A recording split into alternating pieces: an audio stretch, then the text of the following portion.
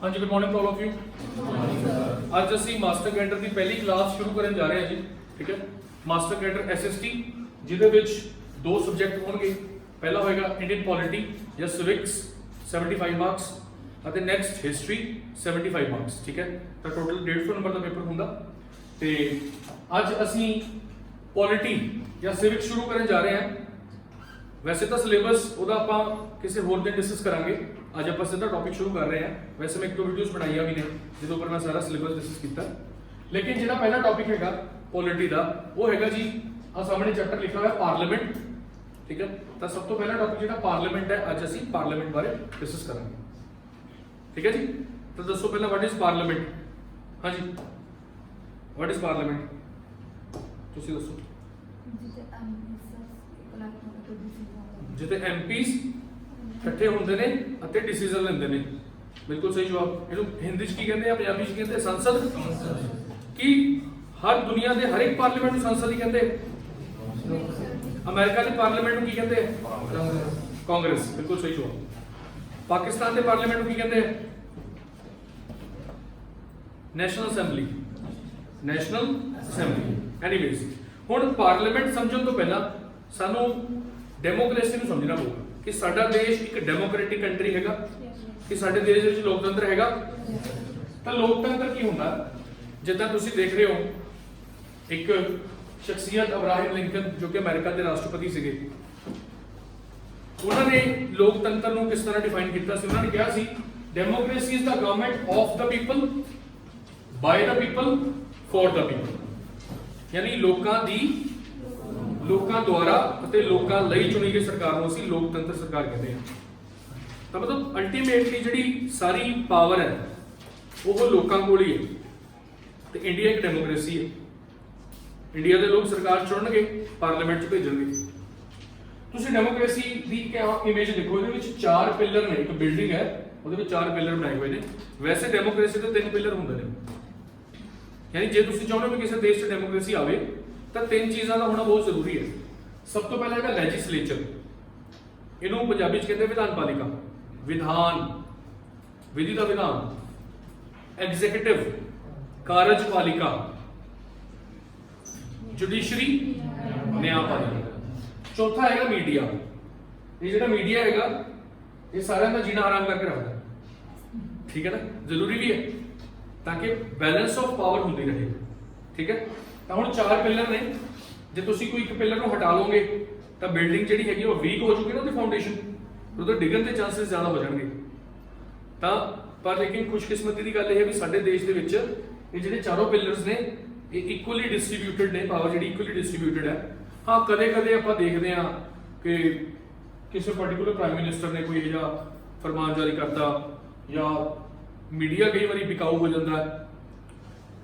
ਠੀਕ ਹੈ ਨਾ, ਜਾਂ ਫਿਰ ਜੁਡੀਸ਼ਰੀ ਕਈ ਵਾਰੀ ਇਦਾਂ ਦਾ ਕੋਈ ਕਾਨੂੰਨ ਪਾਸ ਕਰ ਦਿੰਦੀ ਹੈ ਜਾਂ ਲਾਅ ਬਣਾ ਦਿੰਦੀ ਹੈ ਕਿ ਥੋੜਾ ਜਿਹਾ ਜਿਹੜਾ ਮਤਲਬ ਪਛਾਣਨਾ ਮੁਸ਼ਕਿਲ ਹੋ ਜਾਂਦਾ।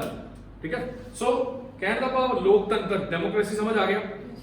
ਹੁਣ ਸਭ ਤੋਂ ਪਹਿਲੇ ਪਿਲਰ ਦੇ ਉੱਪਰ ਫੋਕਸ ਕਰਦਾ ਹੈ ਲੈਜਿਸਲੇਚਰ, ਯਾਨੀ ਵਿਧਾਨ ਪਾਲਿਕਾ। ਵਿਧਾਨ ਬਣਾਉਣਾ, ਵਿਧਾਨ ਦਾ ਮਤਲਬ ਕਾਨੂੰਨ ਬਣਾਉਣਾ। ਹੁਣ ਕਾਨੂੰਨ ਕਿੱਦਾਂ ਬਣੂਗਾ, ਘਰੇ ਬੈਠੇ ਬੈਠੇ ਤਾਂ ਬਣ ਜਾਊਗਾ।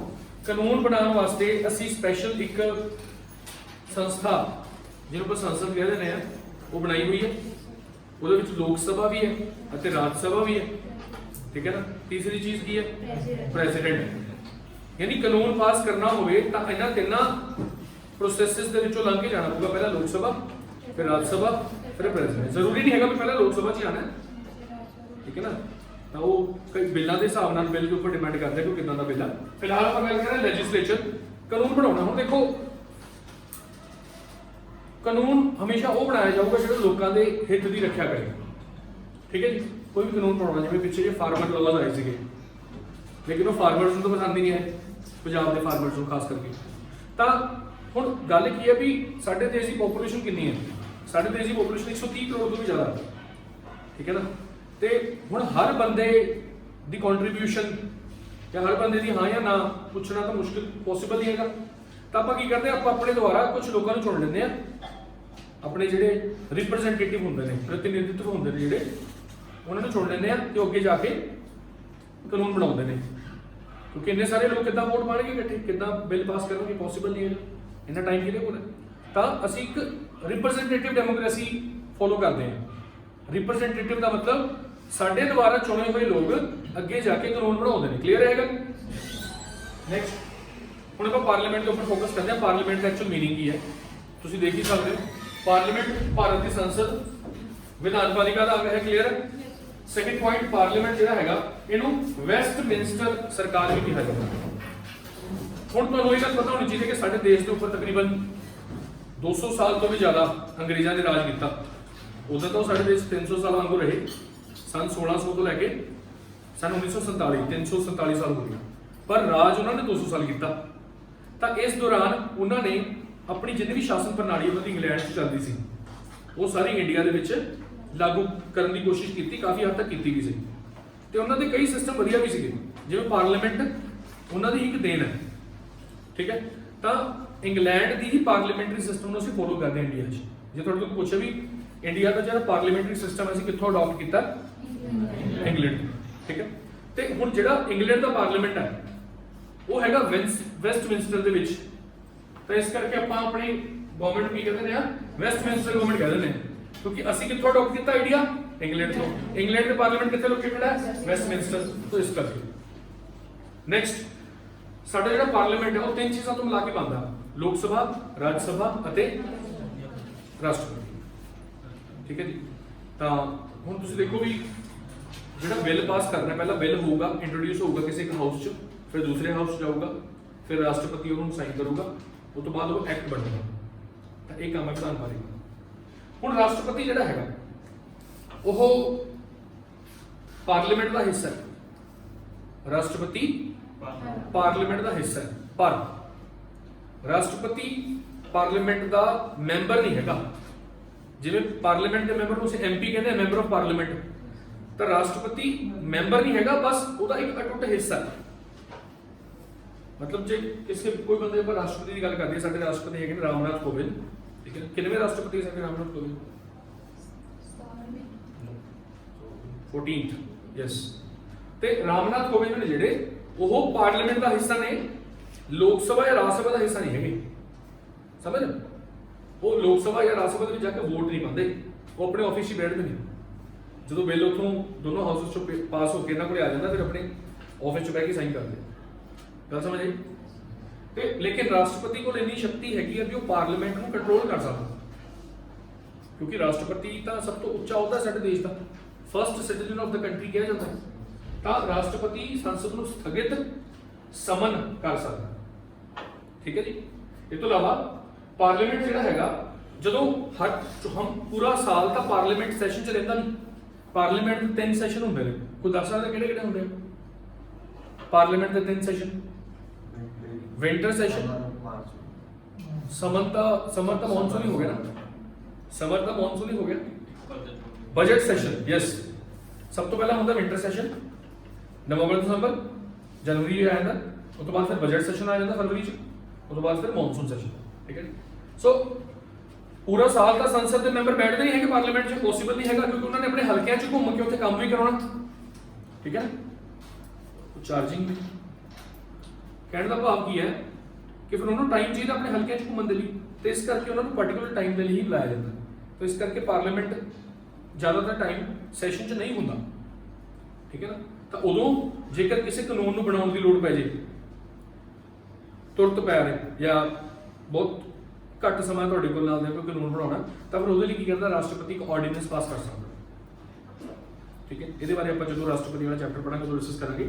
ਹੁਣ ਤੱਕ ਤੁਹਾਨੂੰ ਬੇਸਿਕ ਗੱਲਾਂ ਕਲੀਅਰ ਹੋ ਗਈਆਂ ਵੀ ਸੰਸਦ ਚੀਜ਼ ਕੀ ਹੈ। ਕੀ ਹੈ ਵੀ ਸੰਸਦ? ਦੱਸੋ। ਜਿੱਥੇ ਕਾਨੂੰਨ ਬਣਾਏ ਜਾਂਦੇ ਨੇ। ਕਾਨੂੰਨ ਕੌਣ ਬਣਾਉਂਦੇ ਨੇ? ਸਾਡੇ ਦੁਆਰਾ ਚੁਣੇ ਗਏ ਸਦੱਸਿਆ ਜਿਹੜੇ ਹੁੰਦੇ ਨੇ, ਐਮਪੀਜ਼। ਹੁਣ parliaments of the various countries, ਇਹਨਾਂ ਦੇ ਨਾਮ ਦਿੱਤੇ ਹੋਏ ਨੇ।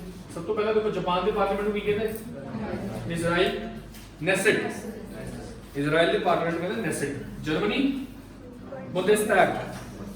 Denmark Folketing, Afghanistan Shura, Pakistan National Assembly. ठीक है जी। यूएसए ਦੇ ਪਾਰਲੀਮੈਂਟ ਨੂੰ यूएसए ਦੀ ਲੋਕ ਸਭਾ ਨੂੰ ਵੀ ਕਾਂਗਰਸੀ ਕਹਿੰਦੇ ਤੇ ਐਜ਼ ਅ ਹੋਲ ਪੂਰੇ ਪਾਰਲੀਮੈਂਟ ਨੂੰ ਵੀ ਕਾਂਗਰਸੀ ਕਹਿੰਦੇ। ਕਾਂਗਰਸ ਦਾ ਮੀਨਿੰਗ ਦੱਸ ਸਕਦਾ ਮੈਨੂੰ? What is the meaning of Congress? देखो group of individuals having common interest, कुछ इदां दे लोकां दा इकट्ठ जिन्हां दा जिहड़ा उद्देश आ ਉਹ ਇੱਕੋ ਹੀ ਉਦੇਸ਼ ਹੋਵੇ, ਲੋਕ ਸੇਵਾ ਕਰਨੀ, ਦੇਸ਼ ਨੂੰ ਚਲਾਉਣਾ, ਪੋਲਿਟਿਕਸ ਪਾਰਟਿਸਿਪੇਟ ਕਰਨਾ। ਇੱਕ ਗਰੁੱਪ ਕਲੈਕਟਿਵ ਨਾउन ਹੈ ਕਾਂਗਰਸ, ਜਿਵੇਂ ਹੁੰਦਾ ਨਹੀਂ ਗਰੁੱਪ। ਹੋਰ ਕਿਹੜੇ ਕਿਹੜੇ ਕਲੈਕਟਿਵ ਨਾउन ਹੁੰਦੇ ਬੋਲੋ? ਕਲੈਕਟਿਵ ਨਾउन्स ਜਿਵੇਂ flight of birds, flock of animals, bunch of grapes, right? So Congress is a collective noun, right? So various parliaments ਦੇ ਨਾਮ ਹੈਗੇ ਨੇ, ਕੁਝ ਹੋਰ parliaments ਦੇ ਨਾਮ ਵੀ ਹੈਗੇ ਨੇ, ਮੈਂ ਤੁਹਾਨੂੰ ਗਰੁੱਪ 'ਚ ਸੈਂਡ ਕਰਾਂਗਾ। ਨੈਕਸਟ ਕੁਝ ਕੁਐਸਚਨਸ ਕਰਦੇ ਹਾਂ। ਦੇਖੋ ਸਭ ਤੋਂ ਪਹਿਲਾ ਕੁਐਸਚਨ ਕੀ ਹੈ? Parliamentary system of government developed in, ਹਾਂਜੀ, England. Yes absolutely. What is the difference between England and UK? बिल्कुल। Next in the presidential system dash is the executive head. ਹੁਣ ਦੇਖੋ ਇੰਗਲੈਂਡ ਦੇ ਵਿੱਚ ਪਾਰਲੀਮੈਂਟਰੀ ਸਿਸਟਮ ਚੱਲਦਾ, India ਦੇ ਵਿੱਚ ਵੀ parliamentary system ਚੱਲਦਾ, ਲੇਕਿਨ ਅਮਰੀਕਾ ਦੇ ਵਿੱਚ ਚੱਲਦਾ ਪ੍ਰੈਜ਼ੀਡੈਂਸ਼ੀਅਲ ਸਿਸਟਮ। ਠੀਕ ਹੈ, ਉੱਥੇ ਕੀ ਹੁੰਦਾ? ਸਾਡੇ ਦੇਸ਼ ਦਾ ਜਿਹੜਾ ਰੀਅਲ ਹੈਡ ਹੁੰਦਾ ਪ੍ਰਾਈਮ ਮਿਨਿਸਟਰ ਹੁੰਦਾ, ਉਹਨਾਂ ਦੇ ਦੇਸ਼ ਦਾ ਰੀਅਲ ਹੈਡ ਕੌਣ ਹੁੰਦਾ? ਇੱਥੇ ਆਨਸਰ ਕੀ ਆ ਜਾਊਗਾ? ਬੇਸਿਕਲੀ ਨਾਮ ਤੋਂ ਹੀ ਕਲੀਅਰ ਹੈ ਵੀ ਪ੍ਰੈਜ਼ੀਡੈਂਸ਼ੀਅਲ ਗਵਰਨਮੈਂਟ ਹੈ, ਤਾਂ ਪ੍ਰੈਜ਼ੀਡੈਂਸ਼ੀਅਲ ਗਵਰਨਮੈਂਟ ਦਾ ਜਿਹੜਾ ਹੈਡ ਹੋਊਗਾ ਉਹ ਪ੍ਰੈਜ਼ੀਡੈਂਟ ਹੀ ਹੋਊਗਾ, ਰਾਈਟ? ਚਲਿਏ ਅੱਗੇ। ਹੁਣ ਯੂਕੇ ਦੇ ਪਾਰਲੀਮੈਂਟ ਦੀ ਮੈਂ ਇੱਕ ਇਮੇਜ ਤੁਹਾਡੇ ਅੱਗੇ ਸ਼ੋਅ ਕਰ ਰਿਹਾ। ਜਿਵੇਂ ਸਾਡੇ ਦੇਸ਼ ਦੇ ਵਿੱਚ ਹਾਲਾਂਕਿ ਪਾਰਲੀਮੈਂਟਰੀ ਗਵਰਨਮੈਂਟ ਸਾਡੇ ਇੱਥੇ ਵੀ ਉੱਥੇ ਵੀ ਹੈ, ਅਸੀਂ ਉਹਨਾਂ ਤੋਂ ਅਡਾਪਟ ਕੀਤੀ, ਪਰ ਯੂਕੇ ਦਾ ਤੇ ਇੰਡੀਆ ਦਾ ਸਭ ਤੋਂ ਮੇਜਰ ਡਿਫਰੈਂਸ ਕੀ ਹੈ ਕਿ ਜਿਵੇਂ ਸਾਡੇ ਦੇਸ਼ 'ਚ ਪ੍ਰੈਜ਼ੀਡੈਂਟ ਹੁੰਦਾ, ਉਵੇਂ ਯੂਕੇ ਦੇ ਵਿੱਚ ਕੌਣ ਹੁੰਦਾ? ਕਿੰਗ ਜਾਂ ਕੁਈਨ। ਠੀਕ ਹੈ, ਉੱਥੇ ਵੀ ਫਿਰ ਅੱਗੇ ਲੋਅਰ ਹਾਊਸ ਹੈਗਾ, ਦੇਖੋ ਹਾਊਸ ਆਫ ਕਾਮਨਸ ਕਹਿੰਦੇ ਆ, ਅਤੇ ਅਪਰ ਹਾਊਸ ਹੈਗਾ ਹਾਊਸ ਆਫ ਲੋਰਡਸ ਕਹਿੰਦੇ ਆ। ਉਹਨਾਂ ਦੀ ਕੰਪੋਜੀਸ਼ਨ ਥੋੜੀ ਜਿਹੀ ਵੱਖਰੀ ਹੈ, ਲੇਕਿਨ ਪਹਿਲਾਂ ਅਸੀਂ ਆਪਣਾ ਪੜ੍ਹ ਲਈਏ ਪਾਰਲੀਮੈਂਟ ਤੋਂ ਬਾਅਦ ਫਿਰ ਉਹਨਾਂ ਦੇ ਪਾਰਲੀਮੈਂਟ ਉੱਪਰ ਚੱਲਾਂਗੇ। ਲੇਕਿਨ ਮੇਨ ਡਿਫਰੈਂਸ ਇਹ ਸੀ ਜੋ ਮੈਂ ਤੁਹਾਨੂੰ ਸ਼ੋਅ ਕਰਨਾ ਚਾਹੁੰਦਾ ਸੀਗਾ ਕਿ ਲੋਕ ਨੇ ਜਿਹੜੇ ਉਹ ਉਸੇ ਤਰ੍ਹਾਂ ਲੋਅਰ ਹਾਊਸ ਯਾਨੀ ਹਾਊਸ ਆਫ ਕਾਮਨ ਦੇ ਵਿੱਚ ਆਪਣੇ ਰਿਪਰੈਜ਼ੈਂਟੇਟਿਵ ਭੇਜਦੇ ਆ ਅਤੇ ਉਹਨਾਂ ਦੀ ਸਰਕਾਰ ਬਣਦੀ ਹੈ, ਪ੍ਰਾਈਮ ਮਿਨਿਸਟਰ। ਇੰਗਲੈਂਡ ਦਾ ਇੱਕ ਤੁਸੀਂ ਯਾਦ ਰੱਖਿਓ, ਜਿਹੜਾ ਇੰਗਲੈਂਡ ਹੈ, ਇੰਗਲੈਂਡ ਦਾ ਜਿਹੜਾ ਪ੍ਰਾਈਮ ਮਿਨਿਸਟਰ ਹੋਊਗਾ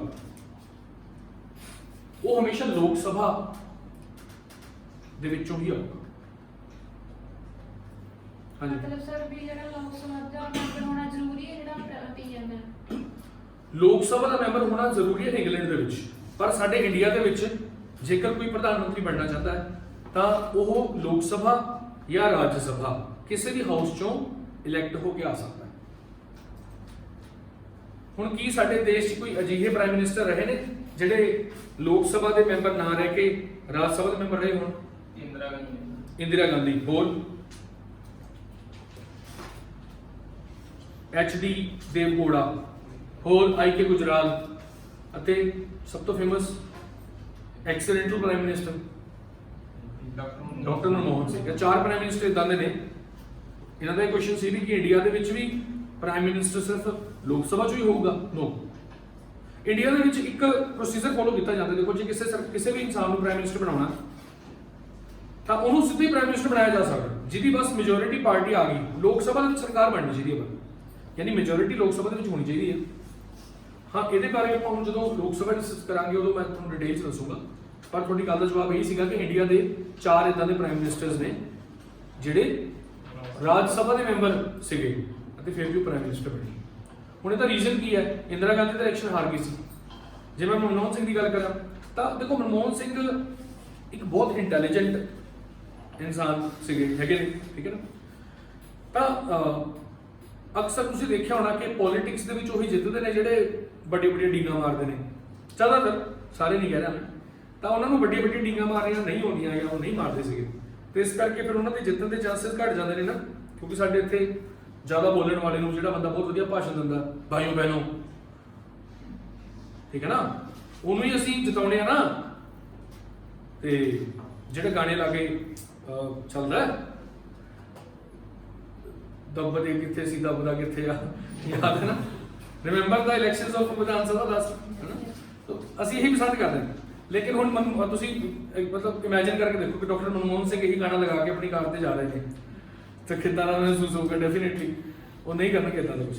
ਸੋ ਇਸ ਕਰਕੇ ਫਿਰ ਉਹਨਾਂ ਨੂੰ ਰਾਜ ਸਭਾ ਦਾ ਰੂਟ, ਅੱਜ ਆਪਾਂ ਰਾਜ ਸਭਾ ਬਾਰੇ ਪੜ੍ਹਨਾ ਡਿਟੇਲ 'ਚ। ਉਹਨਾਂ ਨੂੰ ਰਾਜ ਸਭਾ ਦਾ ਰੂਟ ਦੇ ਦਿੱਤਾ ਜਾਂਦਾ। ਕਲੀਅਰ ਹੈ? ਨੈਕਸਟ ਚੱਲਦੇ ਹਾਂ। ਹੁਣ ਜੇ ਯੂਐਸਏ ਦੇ ਕਨਸਟੀਟਿਊਸ਼ਨ ਦੀ ਗੱਲ ਕਰੀਏ, ਯੂਐਸਏ ਦੇ ਵਿੱਚ ਹੈਗੀ ਤਾਂ ਉੱਥੇ ਵੀ ਡੈਮੋਕ੍ਰੇਸੀ ਹੈ, ਪਰ ਉੱਥੇ ਪ੍ਰੈਜ਼ੀਡੈਂਸ਼ੀਅਲ ਸਿਸਟਮ ਹੈ। ਉੱਥੇ ਜਿਹੜਾ ਹੈਗਾ ਤਿੰਨੋਂ ਅਲੱਗ-ਅਲੱਗ ਨੇ, ਲੈਜਿਸਲੇਚਰ ਅਲੱਗ ਹੈ, ਐਗਜ਼ੀਕਿਊਟਿਵ ਅਲੱਗ ਹੈ, ਜੁਡੀਸ਼ਰੀ ਅਲੱਗ ਹੈ। ਉੱਥੋਂ ਦਾ ਜਿਹੜਾ ਪ੍ਰੈਜ਼ੀਡੈਂਟ ਹੈ ਉਹ ਉਹਨਾਂ ਦੀ ਲੈਜਿਸਲੇਚਰ ਦਾ ਪਾਰਟ ਨਹੀਂ ਹੈਗਾ। ਸਾਡੇ ਇੱਥੇ ਤਾਂ ਹੈਗਾ ਨਾ, ਸਾਡੇ ਦੇਸ਼ ਦਾ ਰਾਸ਼ਟਰਪਤੀ ਸਾਡੀ ਸੰਸਦ ਦਾ ਹਿੱਸਾ ਹੈਗਾ ਨਾ, ਅਮਰੀਕਾ ਦਾ ਨਹੀਂ ਹੈਗਾ। ਉੱਥੇ ਸੈਪਰੇਸ਼ਨ ਆਫ ਪਾਵਰਸ ਯਾਨੀ ਸ਼ਕਤੀਆਂ ਦੀ ਵੰਡ ਦਾ ਜਿਹੜਾ ਸਿਧਾਂਤ ਉਹ ਫੋਲੋ ਕੀਤਾ ਜਾਂਦਾ। ਠੀਕ ਹੈ ਜੀ, ਇਹ ਚੀਜ਼ਾਂ ਅੱਗੇ ਜਾ ਕੇ ਕਲੀਅਰ ਹੋ ਗਈਆਂ। ਹੁਣ ਇੱਕ ਗੱਲ ਹੋਰ ਮੈਂ ਦੱਸਣਾ ਚਾਹੁੰਦਾ ਸੀ, ਜਿੱਦਾਂ ਅਮਰੀਕਾ ਦੇ ਵਿੱਚ ਪ੍ਰੈਜ਼ੀਡੈਂਟ ਹੈ ਉਸੇ ਤਰ੍ਹਾਂ ਇੰਗਲੈਂਡ ਦੇ ਵਿੱਚ ਮਤਲਬ ਇੰਨੀ ਪਾਵਰ ਉਹ ਰੱਖਦੇ, they are the top most authority. ਸਾਡੇ ਦੇਸ਼ ਕੌਣ ਹੈ? Prime minister. ਠੀਕ ਹੈ ਜੀ। ਕਈ ਵਾਰੀ ਪੁੱਛ ਲੈਂਦੇ ਕਿ ਦੱਸੋ ਜਿਹੜੇ ਆ ਕੌਣ ਹੈ, ਦੱਸੋ। Joy Biden. ਤੇ ਜੋਏ ਬਾਈਡਨ ਨੇ ਜਿਹੜੇ ਇਹ ਕਿੰਨੇਵੇਂ ਪ੍ਰੈਜ਼ੀਡੈਂਟ ਨੇ ਅਮਰੀਕਾ ਦੇ? ਜਿਵੇਂ ਤੁਸੀਂ ਉਹਨੇ ਦੱਸਿਆ ਵੀ ਸਾਡੇ ਰਾਮਨਾਥ ਕੋਵਿੰਦ ਜੀ ਨੇ ਜਿਹੜੇ ਉਹ ਕਿੰਨੇਵੇਂ ਪ੍ਰਾਈਮ ਮਿਨਿਸਟਰ ਨੇ? 14th। ਇਹ ਹੈਗੇ ਨੇ 40ਵੇਂ, ਕਿਉਂਕਿ ਯੂਐਸਏ ਤਾਂ ਸਾਡੇ ਤੋਂ ਬਹੁਤ ਪਹਿਲਾਂ ਆਜ਼ਾਦ ਹੋ ਗਿਆ ਸੀ। ਸੰਨ 1776 ਚ ਆਜ਼ਾਦ ਉਹਨਾਂ ਨੇ ਆਪਣੇ ਆਪ ਨੂੰ ਮੰਨ ਲਿਆ ਸੀ ਕਿ ਆਜ਼ਾਦ ਹੋ ਗਏ, ਅਤੇ 1784 ਚ ਉਹਨਾਂ ਦਾ ਸੰਵਿਧਾਨ ਲਿਖਿਆ ਗਿਆ ਸੀ। ਯੂਐਸਏ ਦੇ ਪਹਿਲੇ ਪ੍ਰੈਜ਼ੀਡੈਂਟ ਕੌਣ ਸੀਗੇ?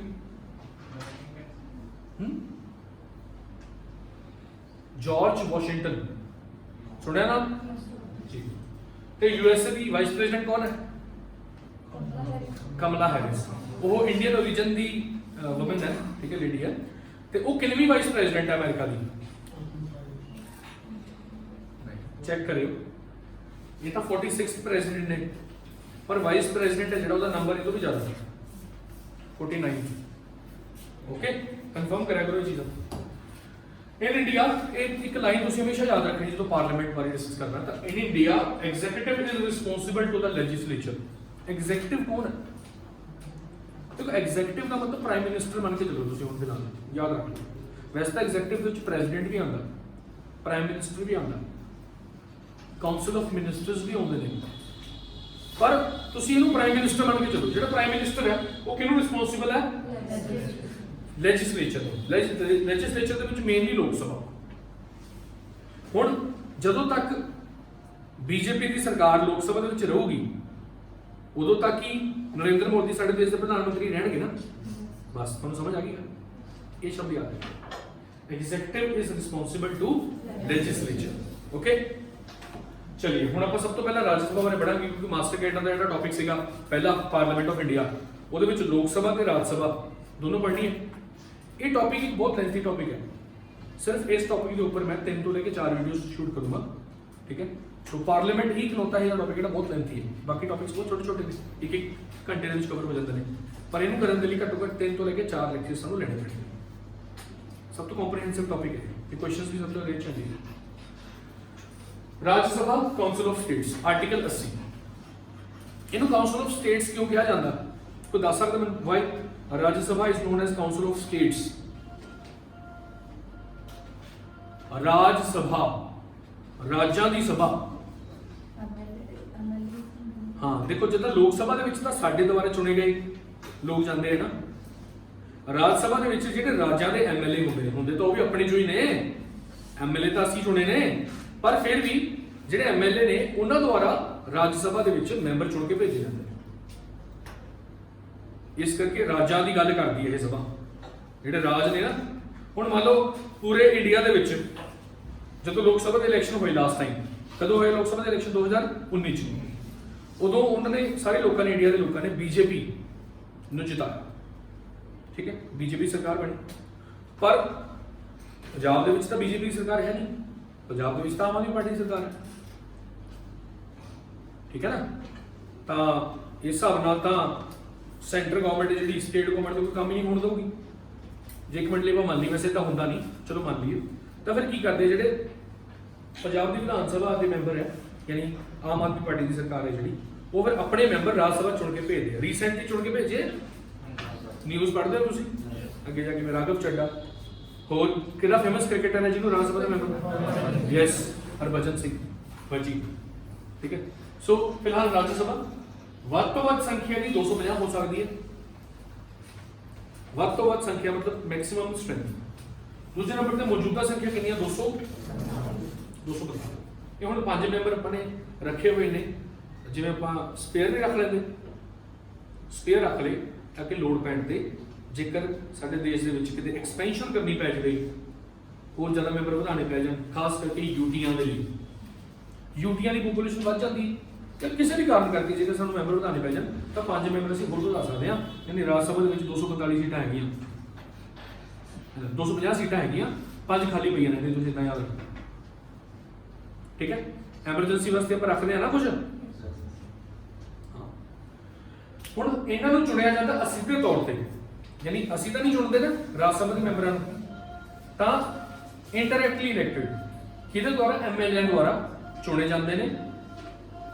238 ਇਹਨਾਂ 245 ਚੋਂ 238 ਦਾ ਕੌਣ ਚੁਣ ਰਿਹਾ ਹੈ? ਇਹ ਤੋਂ ਇਲਾਵਾ 12 ਮੈਂਬਰ ਇਸ ਤਰ੍ਹਾਂ ਦੇ ਹੁੰਦੇ ਨੇ, ਮੈਂ ਹੁਣ 250 ਦੀ ਗੱਲ ਕਰ ਰਿਹਾ ਟੋਟਲ, ਕਿਉਂਕਿ ਇਹਨੂੰ ਮਿਲਾ ਕੇ 250 ਬਣੂਗਾ ਨਾ, ਫਿਰ ਉਹ ਤੁਸੀਂ 5 ਚੋਂ ਮਾਈਨਸ ਕਰ ਦਿਓ ਜਿਹੜੇ ਸਪੇਅਰ ਨੇ। ਜਿਹੜੇ 12 ਮੈਂਬਰ ਹੁੰਦੇ ਨੇ ਰਾਸ਼ਟਰਪਤੀ ਦੁਆਰਾ ਨਾਮਜ਼ਦ, ਨਾਮਜ਼ਦ ਦਾ ਮਤਲਬ ਨੋਮੀਨੇਟ। ਰਾਸ਼ਟਰਪਤੀ ਨੂੰ ਜੋ ਠੀਕ ਲੱਗਦਾ ਹੈ ਕਿ ਦੇਖੋ ਰਾਜ ਸਭਾ ਨੂੰ ਇਸ ਕਰਕੇ ਬਣਾਇਆ ਗਿਆ ਸੀ ਤਾਂ ਕਿ ਇਹਦੇ ਵਿੱਚ ਕੁਝ ਡਾਈਵਰਸਿਟੀ ਲਿਆਂਦੀ ਜਾ ਸਕੇ, ਕਿਉਂਕਿ ਲੋਕ ਸਭਾ ਦੇ ਵਿੱਚ ਤਾਂ ਸਾਰੇ ਪੋਲੀਟੀਸ਼ੀਅਨਸ ਇਕੱਠੇ ਹੋ ਗਏ,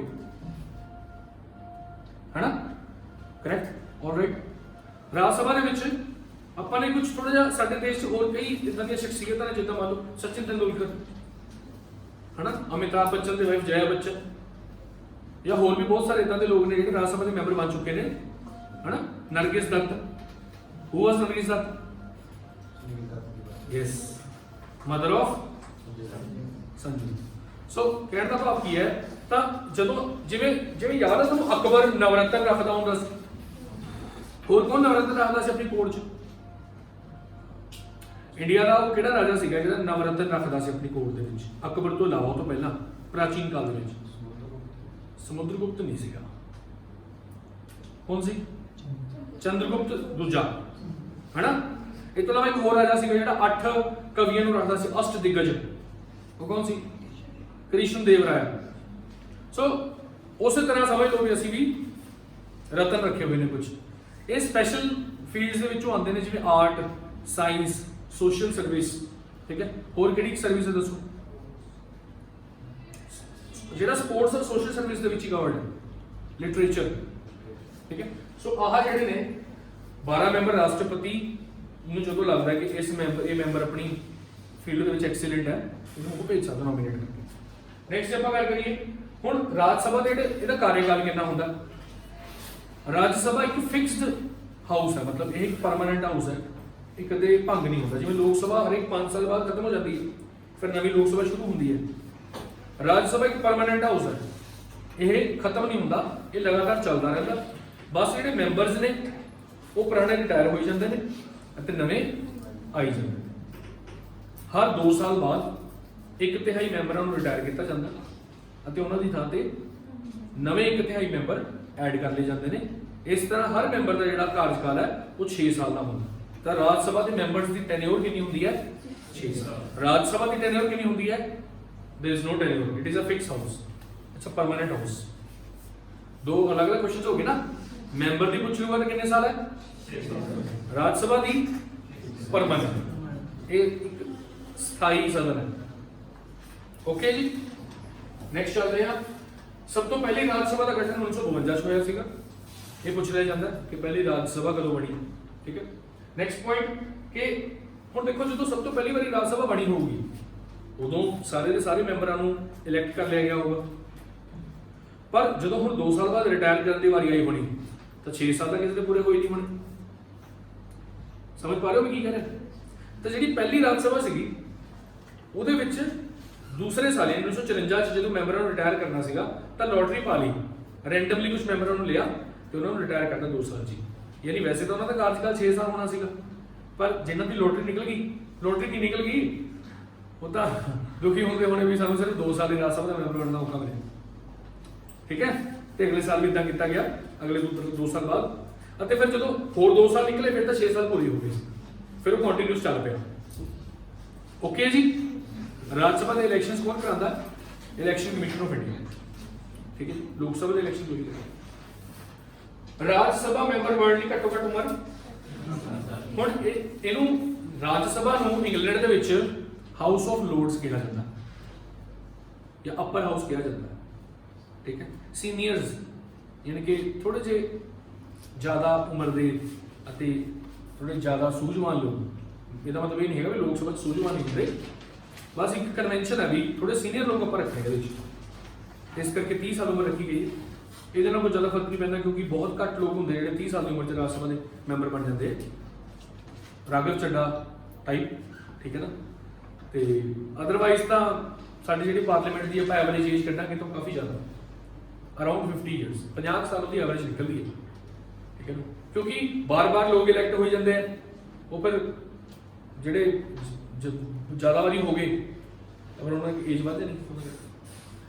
ਤਾਂ 2003 ਹੁਣ ਗੱਲ ਕੀ ਹੈ, ਇੱਕ ਕਾਫੀ ਜ਼ਿਆਦਾ ਇਸ ਚੀਜ਼ ਨੂੰ ਲੈ ਕੇ ਕੰਟਰੋਵਰਸੀ ਚੱਲ ਰਹੀ ਸੀ ਵੀ ਪੰਜਾਬ ਤੋਂ ਬਾਹਰ ਦੇ ਬੰਦੇ ਚੱਕ ਕੇ ਇਹਨਾਂ ਨੇ ਰਾਜ ਸਭਾ ਦੇ ਵਿੱਚ ਪਾ ਦੇ ਪੰਜਾਬ ਦੀ ਸੀਟਾਂ ਤੋਂ। ਰਾਘਵ ਚੱਡਾ ਬਾਰੇ ਗੱਲ ਚੱਲ ਰਹੀ ਸੀ ਨਾ, ਕਾਫੀ ਕੰਟਰੋਵਰਸੀ ਸੀ। ਤਾਂ ਕੀ ਕੋਈ ਮੈਂਬਰ ਕਿਸੇ ਦੂਸਰੇ ਰਾਜ ਦਾ ਹੋ ਕੇ ਮਤਲਬ ਕਿਸੇ ਡਿਫਰੈਂਟ ਰਾਜ ਤੋਂ ਰਾਜ ਸਭਾ ਮੈਂਬਰ ਬਣ ਸਕਦਾ ਤਾਂ ਹੀ ਤਾਂ ਬਣਿਆ, ਤਾਂ ਪਹਿਲਾਂ ਨਹੀਂ ਹੁੰਦਾ ਸੀਗਾ ਇਹ ਸਨ 2003 ਤੋਂ ਬਾਅਦ ਹੋਇਆ। 2003 ਤੋਂ ਪਹਿਲੇ ਇਦਾਂ ਸੀ ਤੁਸੀਂ ਪੰਜਾਬ ਤੋਂ ਬਿਲੋਂਗ ਕਰਦੇ ਹੋ, ਤੁਹਾਡੀ ਵੋਟ ਪੰਜਾਬ ਦੀ ਹੈ, ਤਾਂ ਹੀ ਤੁਸੀਂ ਪੰਜਾਬ ਦੀ ਪੰਜਾਬ ਦੇ ਵੱਲੋਂ ਰਾਜ ਸਭਾ ਦੀ ਇਲੈਕਸ਼ਨਸ ਦੇ ਲਈ ਜਾ ਸਕਦੇ। ਪਰ 2003 ਤੋਂ ਬਾਅਦ ਇਹ ਓਪਨ ਕਰਤਾ, ਤੁਸੀਂ ਭਾਵੇਂ ਕਿਤੋਂ ਦੇ ਮਰਜ਼ੀ ਹੋ, ਨਾਗਾਲੈਂਡ ਦੇ ਹੋ, ਭਾਵੇਂ ਛੱਤੀਸਗੜ੍ਹ ਦੇ ਹੋ, ਭਾਵੇਂ ਅੰਡੇਮਾਨ ਨਿਕੋਬਾਰ ਦੇ ਹੋ, ਤੁਹਾਨੂੰ ਪੰਜਾਬ ਦੇ ਵਿੱਚੋਂ ਰਾਜ ਸਭਾ ਦਾ ਮੈਂਬਰ ਬਣਾਇਆ ਜਾ ਸਕਦਾ। ਕੌਣ ਬਣੂਗਾ ਰਾਜ ਸਭਾ ਦਾ ਮੈਂਬਰ? ਜਿਹੜੇ ਪਾਰਟੀ ਦੇ ਬੰਦੇ ਹੋਣਗੇ, ਕਿਉਂਕਿ ਪਾਰਟੀ ਦੇ ਲੋਕਾਂ ਨੇ ਇਹ ਜਿਹੜੀ ਪਾਰਟੀ ਦੀ ਮੈਜੋਰਿਟੀ ਹੈ ਆਪਣੇ ਪੰਜਾਬ 'ਚ ਮੈਜੋਰਿਟੀ ਕਿਹਦੀ? ਆਮ ਆਦਮੀ ਪਾਰਟੀ ਦੀ, ਤਾਂ ਉਹਨਾਂ ਨੇ ਹੀ ਆਪਣੇ ਮੈਂਬਰ ਭੇਜਣੇ। ਚਲਿਏ ਹੁਣ ਨੋਮੀਨੇਟਡ ਮੈਂਬਰਸ, ਕਿੰਨੇ ਮੈਂਬਰ ਨੋਮੀਨੇਟ ਕੀਤੇ ਜਾਂਦੇ ਰਾਸ਼ਟਰਪਤੀ ਦੁਆਰਾ? ਬਸ ਉਹ ਇਹਨਾਂ 4 ਡਿਫਰੈਂਟ ਫੀਲਡਸ ਦੇ ਵਿੱਚੋਂ ਹੋਣੇ ਚਾਹੀਦੇ ਨੇ, ਐਕਸਪਰਟ ਹੋਣੇ ਚਾਹੀਦੇ। ਦੇਖੋ 4 ਕਿਹੜੀਆਂ ਫੀਲਡਸ ਨੇ? Arts, literature, science, social service. ਆ ਦੇਖੋ ਫਿਲਹਾਲ ਸਾਡੀ ਰਾਜ ਸਭਾ ਦੇ ਵਿੱਚ 5 ਮੈਂਬਰ ਨੇ ਜਿਹੜੇ ਨੋਮੀਨੇਟ ਕੀਤੇ ਹੋਏ ਨੇ। ਉਹਦਾ ਟੋਟਲ 12 ਹੋ ਸਕਦੇ ਨਾ, ਲੇਕਿਨ ਕੁਝ ਵੈਕੈਂਸੀਜ਼ ਨੇ ਇਹਦੇ ਵਿੱਚ, 7 ਵੈਕੈਂਸੀਜ਼ ਨੇ, ਉਹ ਭਰ ਦਿੱਤੇ ਜਾਣਗੇ ਥੋੜੇ ਟਾਈਮ ਦੇ ਅੰਦਰ। ਸੋ ਤੁਸੀਂ ਦੇਖ ਸਕਦੇ ਹੋ ਰੰਜਨ ਗੋਗੋਈ, ਇਹ ਸਾਡੇ ਚੀਫ ਜਸਟਿਸ ਵੀ ਰਹਿ ਚੁੱਕੇ ਸੁਪਰੀਮ ਕੋਰਟ ਦੇ। ਫਿਰ ਉਹ ਤੋਂ ਬਾਅਦ ਸ਼੍ਰੀ ਮਹੇਸ਼ ਜੇਠਮਲਾਨੀ, ਰਾਮ ਜੇਠਮਲਾਨੀ ਹੁੰਦੇ ਸੀ ਨਾ, ਬੜੇ ਫੇਮਸ ਲਾਇਰ ਸੀਗੇ, ਉਹਨਾਂ ਦੇ ਸਪੁੱਤਰ ਨੇ। ਉਹ ਤੋਂ ਬਾਅਦ ਡਾਕਟਰ ਸੋਨਲ ਮਾਨ ਸਿੰਘ, ਇਹਨਾਂ ਨੂੰ ਆਰਟ ਦੀ ਕੈਟਾਗਰੀ 'ਚ ਪਾਇਆ ਗਿਆ ਸੀਗਾ। ਫਿਰ ਉਹ ਤੋਂ ਬਾਅਦ ਆ ਜਿਹੜੇ 2 ਨੇ, ਸ਼੍ਰੀ ਰਾਮ ਸ਼ਕਲ ਅਤੇ ਸ਼੍ਰੀ ਰਕੇਸ਼ ਸਿਨਹਾ, ਇਹ ਬੀਜੇਪੀ ਦੇ ਬਹੁਤ ਪੁਰਾਣੇ ਸਦੱਸਿਆ ਨੇ, ਇਹਨਾਂ ਨੂੰ ਨੋਮੀਨੇਟ ਕਰ ਦਿੱਤਾ ਗਿਆ ਸੋਸ਼ਲ ਸਰਵਿਸ ਦੀ ਕੈਟਾਗਰੀ 'ਚ। ਸੋ ਰਾਸ਼ਟਰਪਤੀ ਕਿੰਨੇ ਮੈਂਬਰਾਂ ਨੂੰ ਨੋਮੀਨੇਟ ਕਰ ਸਕਦਾ ਹੈ? ਦੇਖੋ ਸਾਡੇ ਦੇਸ਼ 'ਚ ਇਹ ਕਨਵੈਨਸ਼ਨ ਹੈ ਵੀ ਓਬਵੀਅਸਲੀ ਰਾਸ਼ਟਰਪਤੀ ਕਿਹਦੀ ਸਲਾਹ ਲਊਗਾ? ਪ੍ਰਧਾਨ ਮੰਤਰੀ ਦੀ। ਹਰ ਕੰਮ ਦੇ ਵਿੱਚ, ਹਰ ਮਹੱਤਵਪੂਰਨ ਕੰਮ ਦੇ ਵਿੱਚ ਰਾਸ਼ਟਰਪਤੀ ਹਮੇਸ਼ਾ ਪ੍ਰਧਾਨ ਮੰਤਰੀ ਦੀ ਹੀ ਸਲਾਹ ਲੈ ਕੇ ਚੱਲਦਾ, ਠੀਕ ਹੈ।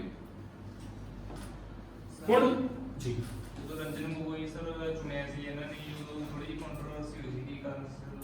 ਉਹ ਇਦਾਂ ਸੀਗਾ, ਦੇਖੋ ਪਤਾ ਕੀ ਜਿਹੜੀ ਜੁਡੀਸ਼ਰੀ ਹੈ ਉਹ ਬੜੀ ਸੈਂਸਿਟਿਵ ਜੀ ਚੀਜ਼ ਹੈ, ਨਿਆਂਪਾਲਿਕਾ, ਕਿਉਂਕਿ ਨਿਆਂਪਾਲਿਕਾ ਦਾ ਸੁਤੰਤਰ ਹੋਣਾ ਬਹੁਤ ਜ਼ਰੂਰੀ ਹੈ। ਵੈਸੇ ਤਾਂ ਸਾਡਾ ਸੰਵਿਧਾਨ ਇਹ ਗੱਲ ਕਹਿੰਦਾ ਵੀ ਸਾਡੇ ਦੇਸ਼ ਦੀ ਨਿਆਂਪਾਲਿਕਾ ਯਾਨੀ ਜੁਡੀਸ਼ਰੀ ਇੰਡੀਪੈਂਡੈਂਟ ਹੋਣੀ ਚਾਹੀਦੀ ਹੈ, ਪਰ ਅਬ ਦੇਖੋ ਅਲਟੀਮੇਟਲੀ ਤੇ ਜੱਜਸ ਨੇ ਸੁਪਰੀਮ ਕੋਰਟ ਜਾਂ ਹਾਈ ਕੋਰਟ ਦੇ, ਅਲਟੀਮੇਟਲੀ ਇਹ ਉਹ ਤਾਂ ਇਨਸਾਨ ਹੀ ਨੇ, ਉਹਨਾਂ ਨੇ ਵੀ ਤਾਂ ਬਾਅਦ ਚ ਇਨਸਾਨਾਂ 'ਚ ਵਿਚਰਨਾ ਹੈ, ਉਹਨਾਂ ਨੇ ਤਾਂ ਰਿਟਾਇਰ ਹੋਣਾ ਹੈ। ਤਾਂ ਮੈਂ ਨਹੀਂ ਕਹਿ ਰਿਹਾ ਕਿ ਉਹ ਮਤਲਬ ਕੋਈ ਗਲਤ ਇਨਸਾਨ ਹੈ, ਡੈਫੀਨਿਟਲੀ ਉਹ ਚੀਫ ਜਸਟਿਸ ਰਹੇ ਨੇ ਸਾਡੇ ਦੇਸ਼ ਦੇ, ਬਹੁਤ ਉੱਚੇ ਅਹੁਦੇ ਤੇ ਰਹੇ ਨੇ, ਪਰ ਉਹਨਾਂ ਨੂੰ ਬੀਜੇਪੀ, ਕਿਉਂਕਿ ਉਹਨਾਂ ਨੇ ਬੀਜੇਪੀ ਦੇ ਨਾਲ ਉਹਨਾਂ ਦੀ ਨੇੜਤਾ ਸੀਗੀ ਰਿਟਾਇਰਮੈਂਟ ਤੋਂ ਬਾਅਦ, ਉਹ ਨੇੜਤਾ ਸੀਗੀ ਜਾਂ ਨਹੀਂ ਸੀਗੀ, ਇਹ ਕੰਟਰੋਵਰਸ਼ੀਅਲ ਇਸ਼ੂ ਹੈ। ਕਿਉਂਕਿ ਜਦੋਂ ਆਪਾਂ ਕਿਸੇ ਸੁਪਰੀਮ ਕੋਰਟ ਦੇ ਜੱਜ ਬਾਰੇ, ਖਾਸ ਕਰ ਰਿਟਾਇਰਡ ਚੀਫ ਜਸਟਿਸ ਬਾਰੇ ਕੁਝ ਬੋਲ ਰਹੇ ਹਾਂ ਤਾਂ ਬੜਾ ਧਿਆਨ ਨਾਲ ਬੋਲਣਾ ਪੈਂਦਾ, ਠੀਕ ਹੈ ਨਾ। ਇਹ ਵੀਡੀਓ ਸ਼ੂਟ ਹੋ ਰਹੀ ਹੈ, ਠੀਕ ਹੈ। ਮੈਂ ਨਹੀਂ ਚਾਹਤਾ ਮੈਂ ਕੰਟੈਂਪਟ ਆਫ ਕੋਰਟ ਕਰਾਂ, 6 ਮਹੀਨੇ ਦੇ ਅੰਦਰ ਜਾਊਂਗਾ, ਫਿਰ 6 ਮਹੀਨੇ ਕੌਣ ਪੜਾਊਗਾ ਤੁਹਾਨੂੰ, ਠੀਕ ਹੈ। ਤੇ ਚਲੋ ਮੈਂ ਕਹਿ ਰਿਹਾ ਵੀ ਉਹਨਾਂ ਨੇ ਕਿਤੇ ਕਿਸੇ ਬੀਜੇਪੀ ਦੇ ਐਮਪੀ ਦਾ ਮੋਟਰਸਾਈਕਲ ਚਲਾਉਂਦੇ ਹੋਏ ਫੋਟੋ ਖਿਚਾ ਲਈ, ਦੇਖੀ ਸੀ ਫੋਟੋ, ਤਾਂ ਫਿਰ ਮੀਡੀਆ ਨੇ, ਕਿਉਂਕਿ ਮੈਂ ਤੁਹਾਨੂੰ ਦੱਸਿਆ 4th ਪਿਲਰ ਦਾ ਹੈਗਾ ਮੀਡੀਆ, ਉਹਨਾਂ ਨੇ ਇਹ ਗੱਲ ਚੱਕ ਲਈ ਵੀ ਇਹ ਕੀ ਕੰਮ ਕਰ ਰਹੇ ਹੋ ਤੁਸੀਂ, ਵੀ ਤੁਸੀਂ ਬੀਜੇਪੀ ਦੇ ਸੰਸਦ ਦਾ ਬੁਲਟ ਚਲਾ ਰਹੇ ਹੋ, ਜਾਂ ਜੋ ਵੀ ਸੋ ਹਾਰਲੇ ਡੇਵਿਡਸਨ ਜਾਂ ਜੋ ਵੀ ਸੀ, ਤਾਂ ਥੋੜਾ ਥੋੜਾ ਹੈਗਾ ਸੀ ਆਪਸ ਕਨੈਕਸ਼ਨ ਕਹਿੰਦੇ ਨੇ ਲੋਕ, ਇਹ ਲੋਕ ਕਹਿੰਦੇ, ਬੋਲਦਾ ਸਿੱਧਾ ਕੋਈ ਨਹੀਂ, ਜਿੰਨਾ ਮੈਂ ਬੋਲਦਾ ਇੰਨਾ ਵੀ ਨਹੀਂ ਬੋਲਦਾ ਕੋਈ, ਕਿਉਂਕਿ ਇੰਨਾ ਬੋਲਣਾ ਵੀ ਠੀਕ ਹੈ ਨਾ ਜ਼ਿਆਦਾ ਹੋ ਜਾਂਦਾ। ਐਨੀਵੇਜ਼, ਤਾਂ ਅਕਸਰ ਹਮੇਸ਼ਾ ਇਹ ਡਿਮਾਂਡ ਉੱਠਦੀ ਆਈ ਹੈ ਵੀ ਜਿਹੜੇ ਰਿਟਾਇਰਡ ਜੱਜਿਸ ਨੇ ਉਹਨਾਂ ਨੂੰ ਪੋਲਿਟਿਕਸ ਦੇ ਵਿੱਚ ਵੀ ਨਹੀਂ ਜਾਣਾ ਚਾਹੀਦਾ, ਕਿਉਂਕਿ ਉਹਨਾਂ ਨੇ ਜਦੋਂ ਜੱਜ ਦੇ ਅਹੁਦੇ ਤੇ ਜਦੋਂ ਹੈਗੇ ਸੀ ਤਾਂ ਹੋ ਸਕਦਾ ਕਿਸੇ ਪੋਲੀਟੀਸ਼ੀਅਨ ਉਹਨਾਂ ਨੇ ਫੇਵਰ ਕਰਤਾ ਹੋਵੇ। ਇੱਕ ਐਗਜ਼ਾਮਪਲ ਲੈਂਦੇ, ਮੰਨ ਲਓ ਮੈਂ ਸੁਪਰੀਮ ਕੋਰਟ ਦਾ ਜੱਜ ਹਾਂ, ਮੇਰੇ ਅੱਗੇ ਪ੍ਰਾਈਮ ਮਿਨਿਸਟਰ ਦਾ ਕੇਸ ਆ ਗਿਆ, ਹੁਣ ਪ੍ਰਾਈਮ ਮਿਨਿਸਟਰ ਤੇ ਬਹੁਤ ਸਾਰੇ ਕੇਸ ਚੱਲਦੇ ਰਹਿੰਦੇ ਨੇ, ਸਾਡੇ ਮੋਦੀ ਜੀ ਦੇ ਵੀ ਬਹੁਤ ਸਾਰੇ ਕੇਸ ਚੱਲ ਰਹੇ ਨੇ, ਤਾਂ ਮੰਨ ਲਓ ਮੈਂ ਉਸ ਟਾਈਮ ਉਹਨਾਂ ਨੂੰ ਫੇਵਰ ਕਰਦਾ ਕਿ ਮੋਦੀ ਜੀ ਜਾਓ ਐਸ਼ ਕਰੋ, ਤੇ ਬਾਅਦ ਚ ਮੋਦੀ ਜੀ ਨੇ ਚੱਕ ਕੇ ਮੈਨੂੰ ਕੀ ਬਣਾਤਾ। ਇਹ ਹੋ ਸਕਦਾ, ਮੈਂ ਨਹੀਂ ਕਹਿ ਰਿਹਾ ਤਾਂ ਹੋਇਆ, ਇਹ ਹੋ ਸਕਦਾ। ਤਾਂ ਅਕਸਰ ਕਿਹਾ ਜਾਂਦਾ ਜਿਹੜੇ ਰਿਟਾਇਰਡ ਸਿਵਲ ਸਰਵੈਂਟਸ ਨੇ, ਅਫਸਰ ਹੁੰਦੇ ਨੇ ਰਿਟਾਇਰਡ ਆਈਏਐਸ ਵਗੈਰਾ, ਉਹਨਾਂ ਨੂੰ ਵੀ ਥੋੜਾ ਜਿਹਾ ਟਾਈਮ, ਮਤਲਬ 2 ਸਾਲ ਦਾ ਟਾਈਮ ਉਹਨਾਂ ਨੂੰ ਦੇਣਾ ਚਾਹੀਦਾ। ਰਿਟਾਇਰਮੈਂਟ ਤੋਂ 2 ਸਾਲ ਉਹ ਕਿਸੇ ਇਲੈਕਸ਼ਨ 'ਚ ਨਹੀਂ ਪਾਰਟਿਸਿਪੇਟ ਕਰਨੇ ਚਾਹੀਦੇ। ਇਹ ਮਤਲਬ ਇਹ ਡਿਮਾਂਡ ਰੱਖੀ ਜਾਂਦੀ ਹੈ, ਹਾਲਾਂਕਿ ਸਾਡੇ ਦੇਸ਼ 'ਚ ਇਹ ਕੁਝ ਹੈ ਨਹੀਂ, ਕਿਉਂਕਿ ਪਰ ਜੁਡੀਸ਼ਰੀ ਦੀ ਜਿਹੜੀ ਇੰਡੀਪੈਂਡੈਂਸ ਹੈ ਨਾ, ਟਰਾਂਸਪੇਰੈਂਸੀ ਹੈ, ਉਹ ਕਿਤੇ ਨਾ ਕਿਤੇ ਖਰਾਬ ਹੁੰਦੀ ਹੋਈ ਦਿਖਾਈ ਦਿੰਦੀ ਹੈ। ਹੁਣ ਤੁਹਾਨੂੰ ਸਮਝ ਆ ਗਿਆ ਵੀ ਕੀ ਕੰਟਰੋਵਰਸੀ ਸੀਗੀ। ਜਿੰਨੇ ਵੱਡੇ ਅਹੁਦੇ ਤੇ ਤੁਸੀਂ ਜਾਂਦੇ ਹੋ, ਤੁਹਾਡੀ ਰਿਸਪੌਂਸਿਬਿਲਟੀ ਉਨੀ ਵੱਧਦੀ ਰਹਿੰਦੀ ਹੈ। ਇਹ ਨਹੀਂ ਹੈਗਾ ਵੀ ਤੁਸੀਂ ਗੋਲੀਆਂ ਮਾਰਦੇ ਫਿਰੋਗੇ ਲੋਕਾਂ ਨੂੰ ਜਾ ਕੇ ਕਿ ਮੈਂ ਐਸਐਚਓ ਲੱਗੇ ਤਾਂ ਠਾ ਕਰਦਾ ਹਾਂ, ਇੱਦਾਂ ਨਹੀਂ ਹੁੰਦਾ। ਹਰ ਭਾਸ਼ਣ ਬੜੇ ਧਿਆਨ ਨਾਲ ਬੋਲਣਾ ਪੈਂਦਾ। ਐਨੀਵੇਜ਼, ਪਰ ਇਸ ਚੀਜ਼ ਨੂੰ ਲੈ ਕੇ ਕਾਫੀ ਕੰਟਰੋਵਰਸੀ ਵੀ ਹੋ ਗਈ ਸੀਗੀ। ਕਾਫੀ ਸਾਰੇ ਜੱਜਿਸ ਨੇ, ਇਹਨਾਂ ਦੇ ਜਿਹੜੇ ਟਾਈਮ ਤੇ ਜਿਹੜੇ ਬਾਕੀ ਜੱਜਿਸ ਸੀਗੇ ਸੁਪਰੀਮ ਕੋਰਟ ਦੇ, ਉਹਨਾਂ ਨੇ ਵੀ ਪ੍ਰੈਸ ਕਾਨਫਰੰਸ ਕੀਤੀ ਸੀ। ਉਸ ਪ੍ਰੈਸ ਕਾਨਫਰੰਸ ਦੇ ਦੌਰਾਨ ਉਹਨਾਂ ਨੇ ਕਿਹਾ ਸੀ ਵੀ ਸੁਪਰੀਮ ਕੋਰਟ ਦੇ ਵਿੱਚ ਥੋੜਾ ਬਹੁਤ ਕੋਈ ਮਤਲਬ ਮਿਸਮੈਚ ਚੱਲ ਰਹੇ ਨੇ, ਤਾਂ ਉਹ ਬੜਾ ਇੱਕ ਸੈਂਸਿਟਿਵ ਇਸ਼ੂ ਹੋ ਗਿਆ ਸੀ। ਤਾਂ ਜੇਕਰ ਤੁਸੀਂ ਚਾਹੁੰਦੇ ਹੋ ਵੀ ਤੁਸੀਂ ਇਹ ਦੇਖਣਾ ਚਾਹੁੰਦੇ ਵੀ ਰਾਜ ਸਭਾ ਦੀਆਂ ਸੀਟਾਂ ਕਿੰਨੀਆਂ ਪੰਜਾਬ 'ਚੋਂ, ਦੱਸੋ। 13 ਲੋਕ ਸਭਾ ਦੀਆਂ ਨੇ ਪੰਜਾਬ 'ਚ, ਰਾਜ ਸਭਾ ਦੀਆਂ 7 ਨੇ, ਠੀਕ ਹੈ। 13 ਲੋਕ ਸਭਾ, 7 ਰਾਜ ਸਭਾ। ਤਾਂ ਤੁਸੀਂ ਦੇਖ ਸਕਦੇ ਹੋ ਪੰਜਾਬ ਕਿੱਥੇ, ਵੇਖੋ ਲੱਭੋ ਪੰਜਾਬ, ਦਿਸ ਇਜ਼ ਪੰਜਾਬ। ਜੇਕਰ ਤੁਸੀਂ ਚਾਹੁੰਦੇ ਹੋ ਹਰੇਕ, ਯੂਪੀ ਦੀਆਂ ਸਭ ਤੋਂ ਜ਼ਿਆਦਾ ਨੇ, ਦੇਖੋ ਯੂਪੀ ਦੀਆਂ ਕਿੰਨੀਆਂ ਨੇ, 31। ਮਹਾਰਾਸ਼ਟਰ ਦੀਆਂ ਕਿੰਨੀਆਂ ਨੇ, ਦੇਖੋ ਮਹਾਰਾਸ਼ਟਰ ਲੱਭੋ ਕਿੱਥੇ, 19, ਠੀਕ ਹੈ। ਉਹ ਤੋਂ ਬਾਅਦ ਤਾਮਿਲਨਾਡੂ। ਤਾਂ ਇਸ ਤਰ੍ਹਾਂ ਤੁਸੀਂ ਦੇਖ ਸਕਦੇ ਹੋ ਕਿ ਰਾਜ ਸਭਾ ਦੇ ਵਿੱਚ ਸਿਰਫ ਸਟੇਟਾਂ ਦੇ ਹੀ ਮੈਂਬਰ, ਸਟੇਟਾਂ ਹੀ ਆਪਣੇ ਮੈਂਬਰ ਭੇਜਦੀਆਂ ਚੁਣ ਕੇ। ਦੇਖੋ ਨਹੀਂ, ਇਦਾਂ ਨਹੀਂ ਹੈਗਾ। ਦਿੱਲੀ ਹੈ, ਦੇਖੋ national capital territory Delhi, Delhi ਤੋਂ 3 ਜਾ ਰਹੇ ਆ, ਪੁਡੂਚੇਰੀ ਤੋਂ 1 ਜਾ ਰਹੇ ਆ, ਅਤੇ ਜੰਮੂ ਕਸ਼ਮੀਰ ਤੋਂ 4। ਤਾਂ ਜਿੰਨਾ ਯੂਟੀਆਂ ਦੇ ਵਿੱਚ ਵਿਧਾਨ ਸਭਾ ਹੈ, ਇਹਨਾਂ ਤਾਂ ਯੂਟੀਆਂ 'ਚ ਵਿਧਾਨ ਸਭਾ ਹੈਗੀ ਹੈ ਨਾ, ਦਿੱਲੀ, ਪੁਡੂਚੇਰੀ ਔਰ ਜੰਮੂ ਕਸ਼ਮੀਰ 'ਚ ਵੀ ਹੈ। ਪਹਿਲਾਂ ਜੰਮੂ ਕਸ਼ਮੀਰ ਸਟੇਟ ਹੁੰਦਾ ਸੀ। ਤਾਂ ਜਿੰਨਾ ਯੂਟੀਆਂ 'ਚ ਵਿਧਾਨ ਸਭਾ ਹੁੰਦੀ ਹੈ, ਉੱਥੋਂ ਦੇ ਵੀ ਮੈਂਬਰ ਰਾਜ ਸਭਾ ਦੇ ਜਾ ਕੇ ਚੁਣੇ। ਕਲੀਅਰ ਹੈ। ਬਾਕੀ 5 ਤਾਂ ਅਸੀਂ ਰਿਜ਼ਰਵ ਰੱਖੇ ਹੋਏ ਨੇ, ਜੇ ਕਿਤੇ ਹੋਰ ਬਣਾਉਣਾ ਪੈ ਜੇ ਕਿਸੇ ਯੂਟੀ ਦਾ। ਓਕੇ, ਰਾਜ ਸਭਾ ਕਿੰਨੀ ਚੱਲ ਰਹੀ ਹੈ। ਹਾਂ, ਜਿਵੇਂ ਪਹਿਲਾਂ ਤੁਸੀਂ ਮੇਰੇ ਕੁਐਸਚਨ ਦਾ ਜਵਾਬ ਦਿਓ ਕਿ ਲੋਕ ਸਭਾ ਕਿੰਨੀ ਚੱਲ ਰਹੀ ਹੈ। ਦੱਸ ਸਕਦੇ ਲੋਕ ਸਭਾ ਕਿੰਨੀ ਚੱਲ ਰਹੀ ਹੈ, 17ਵੀਂ। ਬਿਲਕੁਲ ਸਹੀ ਜਵਾਬ। ਹੁਣ ਲੋਕ ਸਭਾ ਤਾਂ ਹਰ 5 ਸਾਲ ਬਾਅਦ ਭੰਗ ਹੋ ਜਾਂਦੀ ਹੈ, ਤਾਂ ਉਹਨਾਂ ਦਾ ਬੜਾ ਵਧੀਆ ਕੁਐਸਚਨ ਹੈ। ਇਹ ਕਨਫਿਊਜ਼ ਕਰਨ ਵਾਸਤੇ ਕੁਐਸਚਨ ਪੁੱਛਿਆ ਜਾ ਸਕਦਾ ਵੀ ਰਾਜ ਸਭਾ ਕਿੰਨੀ ਚੱਲ ਰਹੀ। ਰਾਜ ਸਭਾ ਦਾ ਕੋਈ ਨੰਬਰ ਨਹੀਂ ਹੁੰਦਾ, ਕਿਉਂਕਿ ਰਾਜ ਸਭਾ ਤਾਂ ਪਰਮਾਨੈਂਟ ਹਾਊਸ ਹੈ, ਤਾਂ ਰਾਜ ਸਭਾ ਤਾਂ ਉਹੀ ਹੈ, ਪਹਿਲੀ ਦੀ ਪਹਿਲੀ ਚੱਲ ਰਹੀ ਹੈ ਜੀ। ਕਿੰਨਵੀਂ ਦਾ ਤਾਂ ਹੋਊਗਾ ਨਾ ਜੇ ਪਹਿਲੇ ਵਾਲੀ ਖਤਮ ਹੋ ਗਈ ਫਿਰ ਦੂਸਰੀ ਸ਼ੁਰੂ ਹੋਗੀ। ਤਾਂ ਰਾਜ ਸਭਾ ਤਾਂ ਪਹਿਲੀ ਇੱਕੋ ਹੀ ਰਾਜ ਸਭਾ ਚੱਲ ਰਹੀ ਹੈ, ਤਾਂ ਇਹਦਾ ਕੋਈ ਨੰਬਰ ਨਹੀਂ। ਲੋਕ ਸਭਾ 17ਵੀਂ ਹੈ, ਇਹ ਗੱਲ ਬਿਲਕੁਲ ਸਹੀ ਹੈ। ਠੀਕ ਹੈ ਜੀ। ਤਾਂ ਆ ਸਾਰੇ ਮੈਂਬਰਸ ਹੈਗੇ ਨੇ, ਨੋਮੀਨੇਟਡ 12 ਹੁੰਦੇ ਨੇ, ਤੇ 245 + 5 ਮੈਂ ਤੁਹਾਨੂੰ ਦੱਸ ਦਿੱਤਾ ਰਿਜ਼ਰਵ ਹੈ। ਸੋ ਕਲੀਅਰ ਹੈ। ਹਾਈਐਸਟ ਮੈਂਬਰ ਕਿੱਥੋਂ ਦੇ ਨੇ ਜੀ। ਅੱਛਾ, ਇਹ ਗੱਲ ਦਾ ਧਿਆਨ ਰੱਖੋ ਵੀ ਉਹ ਕਿਹੜੀਆਂ ਸਟੇਟਸ ਜਾਂ ਯੂਟੀਜ਼ ਨੇ ਜਿਨ੍ਹਾਂ ਵਿੱਚੋਂ ਸਿਰਫ 1 ਮੈਂਬਰ ਰਾਜ ਸਭਾ ਦਾ ਜਾਂਦਾ। ਦੇਖੋ ਅਰੁਣਾਚਲ ਪ੍ਰਦੇਸ਼, ਗੋਆ, ਬਹੁਤ ਛੋਟੀਆਂ ਸਟੇਟਾਂ ਨੇ। ਮਨੀਪੁਰ, ਮੇਘਾਲਿਆ, ਮਿਜ਼ੋਰਮ, ਨਾਗਾਲੈਂਡ, ਇਹ ਸਾਰੀਆਂ ਨਾਰਥ ਈਸਟ ਦੀਆਂ ਸਟੇਟਸ ਆ ਗਈਆਂ। ਹਾਲਾਂਕਿ ਜੇ ਅਸਾਮ ਦੀ ਗੱਲ ਕਰੀਏ, ਅਸਾਮ ਇੱਕ ਵੱਡੀ ਸਟੇਟ ਹੈ, ਉੱਥੇ 7 ਨੇ। ਦੇਖੋ ਅੱਛਾ, ਉਸ ਤੋਂ ਬਾਅਦ ਸਿੱਕਿਮ, ਤ੍ਰਿਪੁਰਾ ਅਤੇ ਪੁਡੂਚੇਰੀ। ਤਾਂ ਇਹਨਾਂ ਦੇ ਕਿਤੇ ਨਾ ਕਿਤੇ ਨਾਮ ਤੁਸੀਂ ਧਿਆਨ ਚ ਰੱਖੋ। ਬਹੁਤ ਪੰਜਾਬ ਨੂੰ ਕਲੀਅਰ ਹੋ ਗਿਆ। ਹਰਿਆਣਾ ਦੇਖੋ ਕਿੰਨੀਆਂ ਸੀਟਾਂ ਨੇ ਰਾਜ ਸਭਾ ਦੀਆਂ, 5। ਹੋਰ ਕਿਹੜੀ ਸਟੇਟ ਦਾ ਜ਼ਿਆਦਾ ਪੁੱਛ ਸਕਦੇ ਆ। ਬਸ ਇਹੀ ਹੈ ਜਿਹੜਾ ਆਪਾਂ ਡਿਸਕਸ ਕਰ ਰਹੇ। ਬਾਕੀ ਇੱਕ ਵਾਰੀ ਸਾਰਾ ਨਿਗਾਹ ਮਾਰ ਲਿਓ। ਹਾਈਐਸਟ ਯਾਦ ਰੱਖ ਲਿਓ, ਲੋਐਸਟ ਯਾਦ ਰੱਖ ਲਿਓ। ਲੋਐਸਟ ਤਾਂ ਫਿਰ 1 ਹੈ, ਉਹ ਤਾਂ ਫਿਰ ਆਪਾਂ ਦੇਖ ਹੀ ਲਿਆ। ਬਹੁਤ ਸਾਰੀਆਂ ਸਟੇਟਸ ਦੀ ਯੂਟੀਜ਼ ਨੇ, ਰਾਈਟ, ਅਸਾਮ ਨੂੰ ਛੱਡ ਕੇ, ਬਾਕੀ ਨਾਰਥ ਈਸਟ। ਓਕੇ ਜੀ। ਹੁਣ ਰਾਜ ਸਭਾ ਦੇ ਮੈਂਬਰ ਪੰਜਾਬ ਚੋਂ ਕਿਹੜੇ ਕਿਹੜੇ ਨੇ। ਕਿੰਨੇ ਮੈਂਬਰ ਹੁੰਦੇ ਰਾਜ ਸਭਾ ਦੇ ਬੋਲੋ ਪੰਜਾਬ ਤੋਂ ਕਿੰਨੇ ਜਾਂਦੇ ਆ 7 ਜਾਂਦੇ ਆ ਦੇਖੋ ਕੌਣ ਕੌਣ ਹਰਭਜਨ ਸਿੰਘ ਅੱਜ ਦੇ ਹਿਸਾਬ ਨਾਲ ਮੈਂ ਤੁਹਾਨੂੰ ਦੱਸ ਰਿਹਾ ਇਹ ਆਉਣ ਵਾਲੇ ਟਾਈਮ 'ਚ ਜਿਹਦਾ ਟੈਨਿਓਰ ਪੂਰਾ ਹੋ ਜਾਏਗਾ ਜਿਹੜੇ ਲਾਸਟ ਤੇ 2 ਦਿੱਤੇ ਹੋਏ ਨੇ ਇਹਨਾਂ ਦਾ ਟੈਨਿਓਰ ਵੀ ਬੜੀ ਜਲਦੀ ਪੂਰਾ ਹੋਣ ਵਾਲਾ ਜਿੱਦਾਂ ਇਹਨਾਂ ਦਾ ਟੈਨਿਓਰ ਪੂਰਾ ਹੋ ਗਿਆ ਇਹ ਚਲੇ ਜਾਣਗੇ ਨੈਕਸਟ ਦੇਖੋ ਰਾਘਵ ਚੱਡਾ ਇਹਨਾਂ ਦੇ ਨਾਲ ਮੈਂ ਲਿਖ ਵੀ ਦਿੱਤਾ ਇਹਨਾਂ ਦਾ ਕਿਹੜਾ ਪ੍ਰੋਫੈਸ਼ਨ ਸੀਗਾ ਜਿੱਦਾਂ ਉਹ ਕ੍ਰਿਕਟਰ ਨੇ ਹਰਭਜਨ ਸਿੰਘ ਹਨਾ ਤੇ ਸੋਸ਼ਲ ਸਰਵਿਸ 'ਚ ਇਹਨਾਂ ਨੂੰ ਲਿਆ ਗਿਆ ਚੰਗੀ ਗੱਲ ਹੈ ਦੇਖੋ ਇਟਸ ਵੈਰੀ ਗੁੱਡ ਥਿੰਗ ਇਹ ਤੋਂ ਇਲਾਵਾ ਬਲਵੀਰ ਸਿੰਘ ਰਾਜੇ ਆਪਣਾ ਸੌਰੀ ਜਿਹੜੇ ਆਪਣੇ ਇੱਕ ਬੜੇ ਫੇਮਸ এনवायरमेंटलिस्ट ਨੇ ਪੰਜਾਬ ਦੇ ਬੋਲੋ ਕੌਣ ਹੈ ਉਹ ਸਿੰਚੇਵਾਲ ਬਲਵੀਰ ਸਿੰਘ ਸਿੰਚੇਵਾਲ ਮੈਂ ਰਾਜੇਵਾਲ ਬੋਲ ਰਿਹਾ ਸੀ ਬਲਵੀਰ ਸਿੰਘ ਸਿੰਚੇਵਾਲ ਨੇ ਜਿਹੜੇ ਉਹਨਾਂ ਨੂੰ ਵੀ ਹੁਣ ਅਗਲਾ ਮੈਂਬਰ ਇਹਨਾਂ ਨੇ ਘੋਸ਼ਿਤ ਕਰਤਾ ਵੀ ਅਸੀਂ ਉਹਨੂੰ ਲਾਵਾਂਗੇ ਠੀਕ ਹੈ ਇਹਨਾਂ ਦੋਨਾਂ ਦੇ ਥਾਂ ਤੇ ਨਵੇਂ ਮੈਂਬਰ ਅਨਾਉਂਸ ਹੋ ਚੁੱਕੇ ਨੇ ਜਦੋਂ ਆ ਜਾਣਗੇ ਆਪਾਂ ਡਿਸਕਸ ਕਰਾਂਗੇ ਅਸ਼ੋਕ ਮਿੱਤਲ ਕੌਣ ਨੇ ਐਲਪੀਯੂ ਦੇ ਚਾਂਸਲਰ ਨੇ ਠੀਕ ਹੈ ਉਸ ਤੋਂ ਬਾਅਦ ਸੰਦੀਪ ਪਾਠਕ ਕੌਣ ਨੇ ਆਈਆਈਟੀ ਦੇ ਪ੍ਰੋਫੈਸਰ ਰਹੇ ਨੇ ਸੰਜੀਵ ਅਰੋੜਾ ਇੰਡਸਟਰੀਅਲਿਸਟ ਨੇ ਲੁਧਿਆਣਾ ਤੋਂ ਅਤੇ ਇਹਨਾਂ ਦੇ ਹੋਰ ਕੀ ਨੇ ਇੱਕ ਬ੍ਰੈਸਟ ਕੈਂਸਰ ਚੈਰੀਟੇਬਲ ਟਰਸਟ ਚੱਲਦਾ ਇਹਨਾਂ ਦਾ ਸਰ ਰਾਘਵ ਜਿਹੜਾ ਪਰਮਾਨੈਂਟ ਵੀ ਐਮਐਲਏ ਹੁਣ ਵੀ ਨਹੀਂ ਤੇ ਦਿੱਲੀ ਦੇ ਨਹੀਂ ਜਦੋਂ ਤੁਸੀਂ ਮੈਂਬਰ ਬਣ ਕੇ ਰਾਜ ਸਭਾ ਦੇ ਤਾਂ ਫਿਰ ਯੂ ਹੈਵ ਟੂ ਰਿਜ਼ਾਈਨ ਕਰਨਾ ਹੈ ਤੁਹਾਨੂੰ ਰਿਜ਼ਾਈਨ ਕਰਨਾ ਠੀਕ ਹੈ ਜੀ ਜੇ ਨਹੀਂ ਰਿਜ਼ਾਈਨ ਕਰੋਗੇ ਤਾਂ ਆਟੋਮੈਟਿਕਲੀ ਉਹ ਸੀਟ ਫਿਰ ਚਲੀ ਜਾਂਦੀ ਹੈ ਦੇਖੋ ਨਾ ਇਹ ਉੱਚਾ ਹੁੰਦਾ ਹੈ ਨਾ ਇਸ ਕਰਕੇ ਅਗਲਾ ਇੱਥੇ ਠੀਕ ਸੋ ਇਹ ਹੈ ਕਿ ਰਾਜ ਸਭਾ ਦੇ ਮੈਂਬਰ ਫਰੋਮ ਪੰਜਾਬ ਠੀਕ ਹੈ ਇਹਨਾਂ ਦੇ ਕੋਈ ਹਲਕੇ ਨਹੀਂ ਹੁੰਦੇ ਜਿਵੇਂ ਲੋਕ ਸਭਾ ਦਾ ਤਾਂ ਹਲਕਾ ਹੁੰਦਾ ਨਾ ਲੋਕ ਸਭਾ ਹਲਕਾ ਜਿਵੇਂ ਪਟਿਆਲਾ ਹੈਗਾ ਅੰਮ੍ਰਿਤਸਰ ਹੈਗਾ ਬਠਿੰਡਾ ਹੈਗਾ ਬਠਿੰਡਾ ਦਾ ਕੌਣ ਐਮਪੀ ਲੋਕ ਸਭਾ यस हरसिमरत कौर बादल लेकिन उन्होंने मतलब बीजेपी की अपनी मिनिस्ट्री मतलब मिनिस्ट्रियलशिप छाड़ दी उन्होंने ओवर द किसान एजुकेशन है ना याद है चलिए ਹੁਣ ਰਾਜ ਸਭਾ ਹਰ ਸਭਾ ਦਾ ਇੱਕ ਚੇਅਰਮੈਨ ਦਾ ਹੁੰਦਾ ਹੀ ਹੈ ਹਰ ਸਭਾ ਦਾ ਇੱਕ ਹੈਡ ਦਾ ਹੁੰਦਾ ਹੀ ਹੈ ਤਾਂ ਰਾਜ ਸਭਾ ਦਾ ਜਿਹੜਾ ਚੇਅਰਮੈਨ ਹੁੰਦਾ ਕੌਣ ਹੁੰਦਾ ਭਾਰਤ ਦਾ ਉਪ ਰਾਸ਼ਟਰਪਤੀ ਯਾਨੀ ਕਿ ਵਾਈਸ ਪ੍ਰੈਜ਼ੀਡੈਂਟ ਆਫ ਇੰਡੀਆ ਇਹ ਕਿਉਂ ਹੁੰਦਾ ਦੇਖੋ ਵਾਈਸ ਪ੍ਰੈਜ਼ੀਡੈਂਟ ਦੀ ਪੋਸਟ ਕਿਉਂ ਬਣਾਈ ਗਈ ਪਹਿਲਾਂ ਤਾਂ ਇਹਦੇ ਪਿੱਛੇ ਜਾਣਾ ਪਏਗਾ ਸਾਡੇ ਦੇਸ਼ ਦਾ ਵੈਸੇ ਸਭ ਤੋਂ ਪਹਿਲਾ ਜਿਹੜਾ ਸਿਟੀਜ਼ਨ ਹੈ ਸਭ ਤੋਂ ਉੱਚਾ ਉਹਦਾ ਪ੍ਰੈਜ਼ੀਡੈਂਟ ਨੂੰ ਮੰਨਿਆ ਜਾਂਦਾ ਹਾਲਾਂਕਿ ਪ੍ਰੈਜ਼ੀਡੈਂਟ ਕੋਲ ਪਾਵਰਸ ਦੋਨੀਆਂ ਨਹੀਂ ਹੁੰਦੀਆਂ ਪ੍ਰਾਈਮ ਮਿਨਿਸਟਰ ਕੋਲ ਜ਼ਿਆਦਾ ਹੁੰਦੀਆਂ ਲੇਕਿਨ ਸਿੰਬੋਲਿਕ ਤੌਰ ਤੇ ਪ੍ਰੈਜ਼ੀਡੈਂਟ ਹੈ ਅਸੀਂ ਕਹਿੰਦੇ ਨਾ ਗਣਤੰਤਰ ਗਣਰਾਜ ਜਾਂ ਰਿਪਬਲਿਕ ਦਾ ਮਤਲਬ ਇਹ ਹੈ ਵੀ ਸਾਡਾ ਇੱਕ ਪਰਮਾਨੈਂਟ ਐਗਜ਼ੀਕਿਊਟਿਵ ਹੈਗਾ ਜੋ ਕਿ ਇਲੈਕਟਡ ਹੈ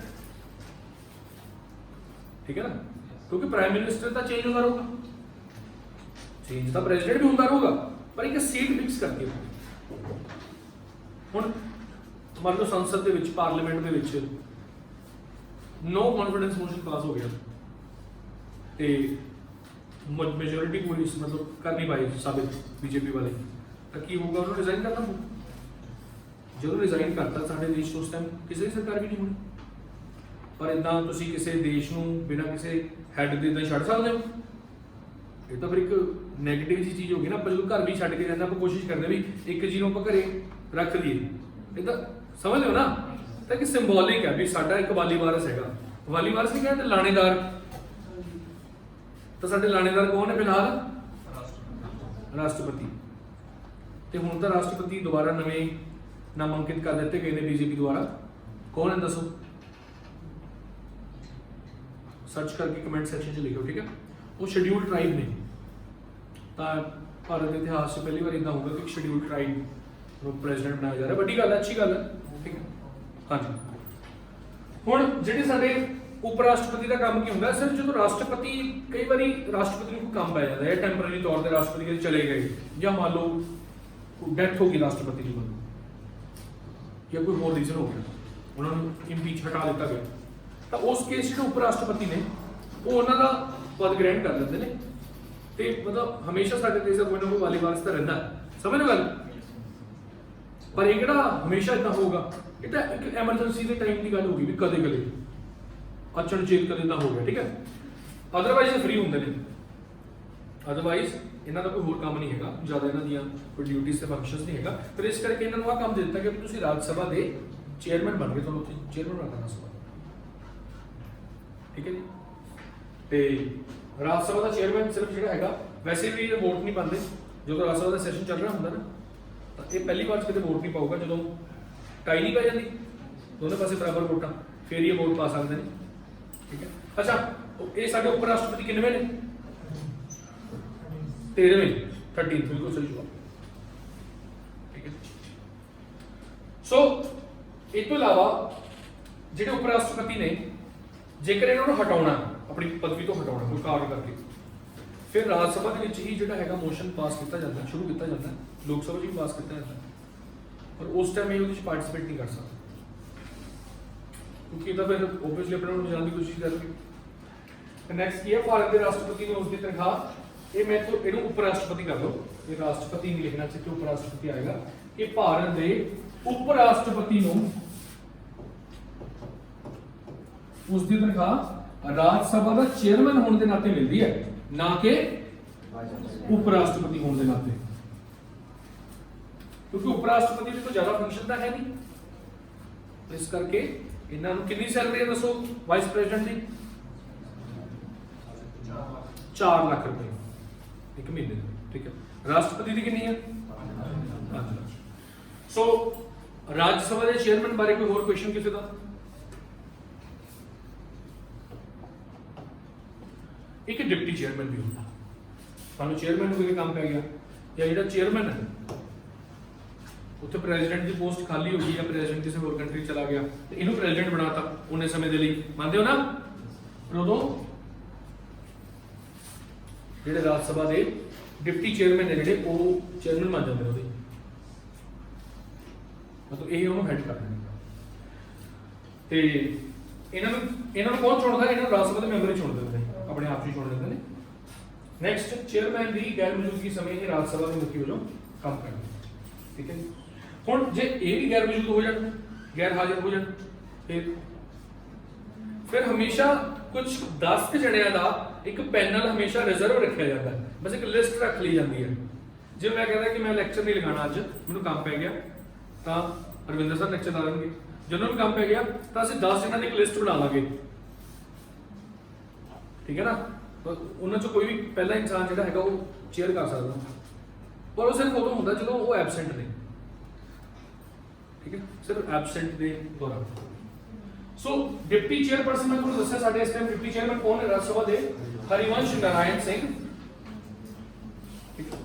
ਤੇ ਇਹ ਵੀ ਕੁਐਸਚਨ ਪੁੱਛਿਆ ਜਾ ਸਕਦਾ ਕਿ ਰਾਜ ਸਭਾ ਦੇ ਸਭ ਤੋਂ ਪਹਿਲੇ ਡਿਪਟੀ ਚੇਅਰਪਰਸਨ ਕੌਣ ਸੀ ਦੇਖੋ ਤੁਹਾਡੇ ਸਾਹਮਣੇ ਨਾਮ ਹੈ ਸ਼੍ਰੀ SV ਕ੍ਰਿਸ਼ਨਾ ਮੂਰਤੀ ਰਾਓ 52 ਤੋਂ ਲੈ ਕੇ 62 ਸਾਲ ਯਾਨੀ ਕਿ ਪੂਰੇ 10 ਸਾਲ ਤੱਕ ਰਹੇ ਠੀਕ ਹੈ ਹੋਰ ਮੈਂਬਰਸ ਵੀ ਨੇ ਲੇਕਿਨ ਤੁਸੀਂ ਪਹਿਲਾਂ ਜ਼ਰੂਰ ਯਾਦ ਰੱਖਿਓ SV ਕ੍ਰਿਸ਼ਨਾ ਮੂਰਤੀ ਰਾਓ ਤੇ ਰਾਜ ਸਭਾ ਦੇ ਪਹਿਲੇ ਚੇਅਰਮੈਨ ਕੌਣ ਸੀਗੇ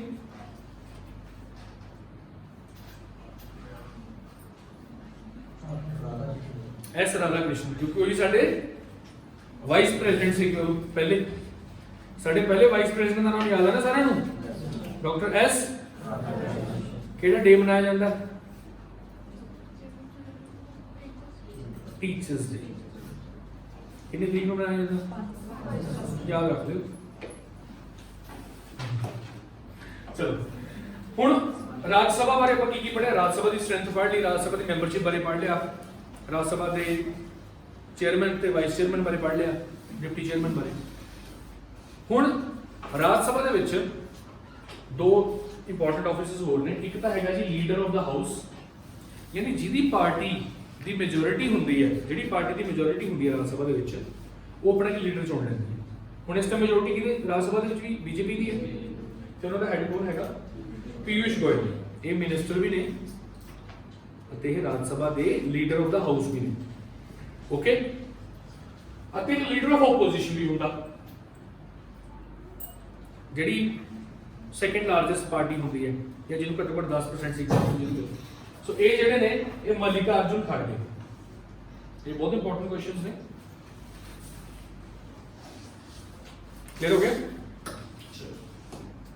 ਹੁਣ ਰਾਜ ਸਭਾ ਬਾਰੇ ਆਪਾਂ ਪੜ੍ਹ ਰਹੇ ਸੀ ਤਾਂ ਸਪੈਸ਼ਲ ਪਾਵਰਸ ਦੇਖਦੇ ਹਾਂ ਰਾਜ ਸਭਾ ਦੇ ਕੀ ਨੇ ਰਾਜ ਸਭਾ ਬਣਾਈ ਕਿਉਂ ਗਈ ਮੈਨੂੰ ਇਹ ਦੱਸੋ ਇੱਕ ਤਾਂ ਮੈਂ ਦੱਸਦਾ ਕਿ ਜਿਹੜੇ ਸੀਨੀਅਰ ਲੋਕ ਨੇ ਜਿਹੜੇ ਸਿੱਧੇ ਇਲੈਕਸ਼ਨ ਜਿੱਤ ਕੇ ਨਹੀਂ ਆ ਸਕਦੇ ਉਹਨਾਂ ਨੂੰ ਆਪਾਂ ਨੋਮੀਨੇਟ ਕਰਵਾ ਲੈਂਦੇ ਆ ਜਾਂ ਰਾਜ ਸਭਾ ਦੇ ਰੂਲ ਤਾਂ ਨਹੀਂ ਉਹਨਾਂ ਨੂੰ ਅਸੀਂ ਐਡ ਕਰ ਦਿੰਦੇ ਆ ਪਰ ਹੋਰ ਕੀ ਕਾਰਨ ਰਹੇ ਹੋਣੇ ਰਾਜ ਸਭਾ ਬਣਾਉਣ ਦੇ ਰਾਜ ਸਭਾ ਸਾਡੇ ਦੇਸ਼ 'ਚ 1952 ਚ ਪਹਿਲੀ ਬਣੀ ਮੈਂ ਤੁਹਾਨੂੰ ਹੁਣੇ ਦੱਸਿਆ ਪਰ ਅੰਗਰੇਜ਼ਾਂ ਦੇ ਟਾਈਮ ਤੇ ਇੱਕ ਰਾਜ ਸਭਾ ਹੁੰਦੀ ਸੀ ਆਪਣੇ ਦੇਸ਼ 'ਚ ਹੁੰਦੀ ਸੀ 1919 ਦੇ ਵਿੱਚ 1919 ਦੇ ਵਿੱਚ ਸੰਸਦ ਦੇ 2 ਸਦਨ ਬਣਾ ਦਿੱਤੇ ਗਏ ਸੀ ਅੰਗਰੇਜ਼ਾਂ ਦੁਆਰਾ 1919 ਦਾ ਐਕਟ ਹੈਗਾ ਜਿਹਨੂੰ ਮੌਂਟੈਗਿਊ ਚੈਮਸਫੋਰਡ ਰਿਫਾਰਮਸ ਕਹਿੰਦੇ ਨੇ। ਤਾਂ ਯਾਦ ਰੱਖਿਓ 1919 ਦੇ ਨਾਲ ਸਾਡੇ ਦੇਸ਼ ਦੇ ਵਿੱਚ ਬਾਈਕੈਮਰਲਿਜ਼ਮ ਦਾ ਮਤਲਬ ਦੋਹਰੀ ਸ਼ਾਸਨ ਪ੍ਰਣਾਲੀ ਦੀ, ਦੋਹਰੀ ਸਦਨ ਪ੍ਰਣਾਲੀ। ਸ਼ਾਸਨ ਥੋੜੀ ਦੋ ਹੋ ਰਹੇ ਨੇ, ਸਦਨ ਦੋ ਹੋ ਗਏ। ਦੋਹਰੀ ਸ਼ਾਸਨ ਪ੍ਰਣਾਲੀ ਇੱਕ ਅਲੱਗ ਚੀਜ਼ ਹੈ, ਉਹਨੂੰ ਡਾਇਆਰਚੀ ਕਹਿੰਦੇ ਨੇ। ਡਾਇਆਰਚੀ ਵੀ ਆਈ ਸੀ 1919 ਦੇ ਐਕਟ ਨਾਲ, ਪਰ ਫਿਲਹਾਲ ਮੈਂ ਬਾਈਕੈਮਰਲਿਜ਼ਮ ਦੀ ਗੱਲ ਕਰ ਰਿਹਾ ਵੀ 1919 ਚ ਸਾਡੇ ਦੇਸ਼ ਦੇ ਵਿੱਚ ਲੋਕ ਸਭਾ ਦੇ ਨਾਲ ਹੋਰ ਕੀ ਬਣਾ ਦਿੱਤੀ ਗਈ, ਰਾਜ ਸਭਾ। ਉਦੋਂ ਉਹਨੂੰ ਕੁਝ ਹੋਰ ਕਹਿੰਦੇ ਹੁੰਦੇ ਸੀ, ਉਹਨੂੰ ਸੈਂਟਰਲ ਲੈਜਿਸਲੇਟਿਵ ਅਸੈਂਬਲੀ ਕਹਿੰਦੇ ਹੁੰਦੇ ਸੀ, ਤੇ ਉਹਨੂੰ ਅਪਰ ਹਾਊਸ ਕਹਿੰਦੇ ਸੀ। ਠੀਕ ਹੈ, ਉਹ ਤਾਂ ਦੇਸ਼ ਦੇ ਆਜ਼ਾਦ ਹੋਣ ਤੋਂ ਬਾਅਦ ਇਹਨਾਂ ਦੇ ਨਾਮ ਲੋਕ ਸਭਾ ਤੇ ਰਾਜ ਸਭਾ ਪੈ ਗਏ। ਤਾਂ ਕੀ ਖਾਸ ਸ਼ਕਤੀਆਂ ਨੇ ਰਾਜ ਸਭਾ ਦੇ ਕੋਲ? ਵੈਸੇ ਤਾਂ ਦੇਖੋ ਸਰਕਾਰ ਤਾਂ ਹਮੇਸ਼ਾ ਲੋਕ ਸਭਾ ਦੀ ਹੀ ਬਣਦੀ ਹੈ, ਜਿਹੜੀ ਪਾਰਟੀ ਦੀ ਮੈਜੋਰਿਟੀ ਹੁੰਦੀ ਲੋਕ ਸਭਾ 'ਚ ਉਸੇ ਦੀ ਸਰਕਾਰ ਬਣਦੀ ਹੈ। ਪਰ ਰਾਜ ਸਭਾ ਨੂੰ ਕਿਉਂਕਿ ਰਾਜਾਂ ਦੀ ਸਭਾ ਕਿਹਾ ਜਾਂਦਾ ਹੈ, ਤਾਂ ਸਭ ਤੋਂ ਪਹਿਲਾਂ ਦੇਖੋ ਅਨੁਛੇਦ ਜਿਹੜਾ ਆਰਟੀਕਲ 249 ਹੈ, ਉਹ ਕਹਿੰਦਾ ਰਾਜ ਸਭਾ ਰਾਜਾਂ ਦੇ ਵਿਸ਼ੇ ਵਿੱਚ ਕਾਨੂੰਨ ਬਣਾ ਸਕਦੀ। ਦੇਖੋ ਅਲੱਗ-ਅਲੱਗ ਵਿਸ਼ੇ ਹੁੰਦੇ ਨੇ, ਸਬਜੈਕਟ ਹੁੰਦੇ ਨੇ। ਕੁਝ ਸਬਜੈਕਟ ਸੈਂਟਰਲ ਗਵਰਨਮੈਂਟ ਕੋਲ ਹੁੰਦੇ ਨੇ, ਕੁਝ ਸਬਜੈਕਟ ਸਟੇਟ ਗਵਰਨਮੈਂਟਸ ਕੋਲ ਹੁੰਦੇ ਨੇ, ਕੁਝ ਦੋਨੋਂ ਕੋਲ ਸਾਂਝੇ ਹੁੰਦੇ ਨੇ। ਇਹਦਾ ਮਤਲਬ ਉਹਨਾਂ ਸਬਜੈਕਟਾਂ ਦੇ ਉੱਪਰ ਜਿਹੜੇ ਸੈਂਟਰਲ ਗਵਰਨਮੈਂਟ ਕੋਲ ਨੇ ਉਹਦੇ ਉੱਪਰ ਸਿਰਫ ਸੈਂਟਰਲ ਗਵਰਨਮੈਂਟ ਹੀ ਕਾਨੂੰਨ ਬਣਾ ਸਕਦੀ। ਆਰਮੀ, ਅਗਨੀਵੀਰ ਯੋਜਨਾ, ਆਰਮੀ ਨੇ ਹੀ ਇਹਨੂੰ ਲਾਂਚ ਕੀਤਾ ਨਾ, ਸੈਂਟਰਲ ਗਵਰਨਮੈਂਟ ਦੇ ਕਹਿਣ ਤੇ ਕੀਤਾ ਹੋਣਾ। ਖੁਦ ਸੈਂਟਰਲ ਗਵਰਨਮੈਂਟ ਅੱਗੇ ਨਹੀਂ ਆਉਂਦੀ ਕਿਉਂਕਿ ਆਰਮੀ ਅੱਗੇ ਕਰਤੀ ਉਹਨਾਂ ਨੇ ਵੀ ਤੁਸੀਂ ਭਾਈ ਦੋ ਜਵਾਬ ਮੀਡੀਆ ਦੇ ਦੇਖਿਆ ਹੋਣਾ ਤੁਸੀਂ ਪਿੱਛੇ ਜੇ ਆਰਮੀ ਦੇ ਤੇ ਤਿੰਨੋਂ ਫੋਰਸਸ ਦੇ ਸੀਨੀਅਰ ਮੋਸਟ ਆਫੀਸਰਸ ਬੈਠੇ ਸੀ। ਫਿਰ ਕਿਸੇ ਰਾਜ ਨੇ ਕਿਉਂ ਨਹੀਂ ਕਿਹਾ ਵੀ ਅਸੀਂ ਨਹੀਂ ਲਾਗੂ ਕਰਦੇ ਅਗਨੀਵੀਰ ਯੋਜਨਾ? ਕਹਿ ਨਹੀਂ ਸਕਦਾ, ਉਹਦੇ ਅੰਡਰ ਹੈ ਹੀ ਨਹੀਂ, ਉਹ ਤਾਂ ਆਰਮੀ ਜਾਂ ਡਿਫੈਂਸ ਦਾ ਸੈਂਟਰ ਦਾ ਸਬਜੈਕਟ। ਤੇ ਇਸ ਕਰਕੇ ਉਹ ਜਿਹੜੀਆਂ ਬਹੁਤ ਮਹੱਤਵਪੂਰਨ ਕਹਿ ਲਓ ਤੇ ਜਿਹੜੀਆਂ ਸਾਡੇ ਦੇਸ਼ ਨੂੰ ਬੰਨ੍ਹ ਕੇ ਰੱਖਦੀਆਂ ਉਹ ਚੀਜ਼ਾਂ ਸੈਂਟਰ ਨੇ ਆਪਣੇ ਹੱਥ 'ਚ ਰੱਖੀਆਂ। Railways, post, communication, currency. ਜੇ ਕਰੰਸੀ ਕਿਤੇ ਸਟੇਟਾਂ ਨੂੰ ਦੇਤੀ ਫਿਰ ਤਾਂ ਕੀ ਹੋਊਗਾ, ਨੋਟ ਹੀ ਨੋਟ ਹੋ ਜਾਣੇ, ਪਰ ਉਹਦੀ ਕੋਈ ਵੈਲਿਊ ਨਹੀਂ ਹੋਣੀ। ਐਨੀਵੇਜ਼, ਤਾਂ ਰਾਜ ਸਭਾ ਜੇ ਚਾਹੇ ਤਾਂ ਉਹ ਜਿਹੜਾ ਪਾਰਟਿਕੂਲਰ ਸਟੇਟ ਲਿਸਟ ਹੈ ਉਹ 'ਚ ਵੀ ਇਹ ਬਣਾ ਸਕਦੀ ਹੈ, ਕਾਨੂੰਨ ਬਣਾ ਸਕਦੀ ਹੈ। ਇਹ ਸਿਰਫ ਰਾਜ ਸਭਾ ਕੋਲ ਪਾਵਰ ਹੈ, ਮਤਲਬ ਪਾਸ ਤਾਂ ਲੋਕ ਸਭਾ ਤੋਂ ਵੀ ਕਰਾਉਣਾ ਪਊਗਾ, ਪਰ ਸ਼ੁਰੂਆਤ ਇਹ ਕਰੂਗੀ। ਫਿਰ ਅੱਗੇ ਆ ਗਿਆ ਅਨੁਛੇਦ 312 ਅਖਿਲ ਭਾਰਤੀ ਸੇਵਾਵਾਂ। ਹੁਣ ਇਹਨੂੰ ਆਲ ਇੰਡੀਆ ਸਰਵਿਸ ਕਹਿੰਦੇ ਆ। ਕੁਝ ਸਰਵਿਸਿਜ਼ ਇਦਾਂ ਦੀਆਂ ਨੇ ਜਿਨ੍ਹਾਂ ਨੂੰ ਆਲ ਇੰਡੀਆ ਦਾ ਦਰਜਾ ਪ੍ਰਾਪਤ ਹੈ। All India service, IAS, IPS and IRS। IAS Indian administrative services ਯਾਨੀ ਭਾਰਤੀ ਪ੍ਰਸ਼ਾਸਨਿਕ ਸੇਵਾ। ਦੂਸਰਾ ਹੈਗਾ ਇੰਡੀਅਨ ਪੁਲਿਸ ਸਰਵਿਸਿਜ਼ ਯਾਨੀ ਭਾਰਤੀ ਪੁਲਿਸ ਸੇਵਾ। ਅਤੇ ਤੀਸਰੀ ਹੈਗੀ Indian forest service, forest IFS, IAS, IPS ਤੇ IFS।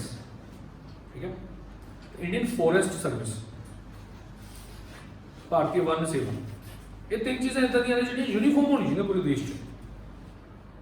ਵੀ ਐਡਮਿਨਿਸਟ੍ਰੇਸ਼ਨ ਪੂਰੇ ਦੇਸ਼ 'ਚ ਸੇਮ ਹੋਣਾ ਚਾਹੀਦਾ, ਇੱਕੋ ਜਿਹਾ ਰੂਲ ਹੋਣਾ ਚਾਹੀਦਾ। ਉਹੀ DC ਦਫ਼ਤਰ ਹੋਵੇ, ਉਦਾਂ ਹੀ ਲਾਇਸੈਂਸ ਬਣਦਾ ਹੋਵੇ, ਉਦਾਂ ਹੀ ਸਾਰਾ ਰੈਵਨਿਊ ਇਕੱਠਾ ਹੁੰਦਾ ਹੋਵੇ ਹਰੇਕ ਰਾਜ 'ਚ। ਪੁਲਿਸ ਵੀ ਉਦਾਂ ਹੀ ਹੋਵੇ, ਉਦਾਂ ਹੀ ਥਾਣਾ ਹੋਵੇ, ਚੌਂਕੀ ਹੋਵੇ, ਥਾਣਾ ਹੋਵੇ, ਫਿਰ SSP ਹੋਵੇ, ਲਾਈਕ ਉਹੀ ਹਾਇਰਾਰਕੀ ਚੱਲੇ।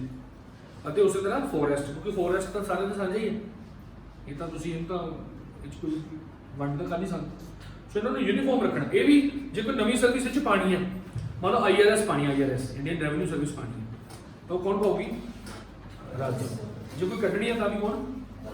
ਪਹਿਲਾਂ IAS ਨੂੰ ਕੀ ਕਹਿੰਦੇ ਤੁਸੀਂ? ICS Indian civil services. ਬਹੁਤ ਪੁਰਾਣੀ ਸਰਵਿਸ, 1773-74 ਚ ਸਟਾਰਟ ਹੋ ਗਈ ਸੀ। ਮਤਲਬ DC ਦਾ ਜਿਹੜਾ ਪਦ ਹੈਗਾ ਬਹੁਤ ਮਹੱਤਵਪੂਰਨ ਆਫਿਸ ਆ ਉਹ। ਠੀਕ ਹੈ, ਆਰਟੀਕਲ 71 ਜੇਕਰ ਉਪ ਰਾਸ਼ਟਰਪਤੀ ਨੂੰ ਹਟਾਉਣਾ ਉਹਦਾ ਮੋਸ਼ਨ ਵੀ ਪਹਿਲਾਂ ਕਿੱਥੇ ਸ਼ੁਰੂ ਹੋਊਗਾ? ਉਪ ਰਾਸ਼ਟਰਪਤੀ, ਰਾਸ਼ਟਰਪਤੀ ਨਹੀਂ। ਰਾਸ਼ਟਰਪਤੀ ਨੂੰ ਕਿਸੇ ਮਰਜ਼ੀ ਚ ਤੁਸੀਂ ਹਟਾਉਣ ਦਾ ਸ਼ੁਰੂ ਕਰ ਸਕਦੇ ਹੋ ਮੋਸ਼ਨ, ਉਪ ਰਾਸ਼ਟਰਪਤੀ। ਤੇ ਲਾਸਟ ਕੀ ਹੈ ਜੀ? ਜੇ ਰਾਜ ਬੇਨਤੀ ਕਰੇ, ਸਪੋਜ਼ ਕੋਈ ਸਟੇਟ ਹੈ, ਉਹ ਰਾਜ ਸਭਾ ਨੂੰ ਰਿਕੁਐਸਟ ਕਰੇ ਕਿ ਤੁਸੀਂ ਸਾਡੇ ਲਈ ਇਹ ਕਾਨੂੰਨ ਪਾਸ ਕਰੋ, ਤਾਂ ਰਾਜ ਸਭਾ ਕਰ ਸਕਦੀ ਉਹਨਾਂ ਦੀ ਰਿਕੁਐਸਟ ਕਰਕੇ। ਠੀਕ ਹੈ, ਸੋ ਇਹ ਹੈਗਾ ਜੀ ਸਪੈਸ਼ਲ ਪਾਵਰਸ ਆਫ ਰਾਜ ਸਭਾ। ਹੁਣ ਲੋਕ ਸਭਾ ਕੋਲ ਕਿਹੜੀਆਂ ਪਾਵਰਸ ਨੇ ਰਾਜ ਸਭਾ ਦੇ ਮੁਕਾਬਲੇ ਜਿਹੜੀਆਂ ਜ਼ਿਆਦਾ ਨੇ? ਉਹ ਇਹ ਨੇ ਕਿ ਲੋਕ ਸਭਾ ਦੇ ਵਿੱਚ ਇੱਕ ਤਾਂ ਸਰਕਾਰ ਉੱਥੇ ਬਣਦੀ ਹੈ, दूसरा जो भी कोई बिल मनी बिल या बजट पेश होंदा कित्थे होंदा ते जेह्ड़ा लोक सभा दा हैड होंदा ओह् की कहंदे ने स्पीकर स्पीकर कोले बहुत शक्तियां ने स्पीकर कोले बहुत ज़्यादा पावर्स ने ठीक है ना डिसकुआलीफिकेशन को लेके जो जॉइंट सैशन होंदा उदों भी स्पीकर ਉਹਦੀ ਪ੍ਰਧਾਨਗੀ ਕਰਦਾ ਤੇ ਇਸ ਕਰਕੇ ਲੋਕ ਸਭਾ ਦੇ ਕੋਲ ਥੋੜੀਆਂ ਡਿਫਰੈਂਟ ਪਾਵਰਸ ਨੇ ਐਜ਼ ਕੰਪੇਅਰ ਟੂ ਰਾਜ ਸਭਾ ਠੀਕ ਹੈ ਐਕਸਕਲੂਸਿਵ ਪਾਵਰਸ ਨੇ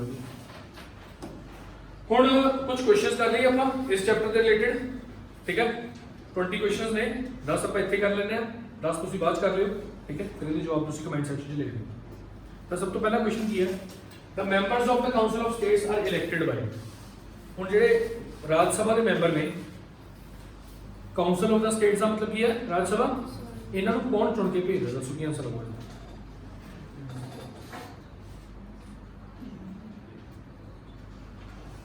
क्वेश्चन बड़ा सिंपल है पर वो पूछने का तरीका थोड़ा डिफिकल्ट है हालांकि जब मैं पंजाबी में ट्रांसलेट करूंगा तो इजी हो जाएगा मैंबर ऑफ लेजिस्लेटिव असेंबली यानी कि विधान सभावां दे मैंबर यानी एमएलए एमएलए की फुल फॉर्म लिखी हुई है इत्थे भाई मैंबर ऑफ लेजिस्लेटिव असेंबली बस ठीक है हुण स्टेटां दे विच एक लेजिस्लेटिव असेंबली हुंदी है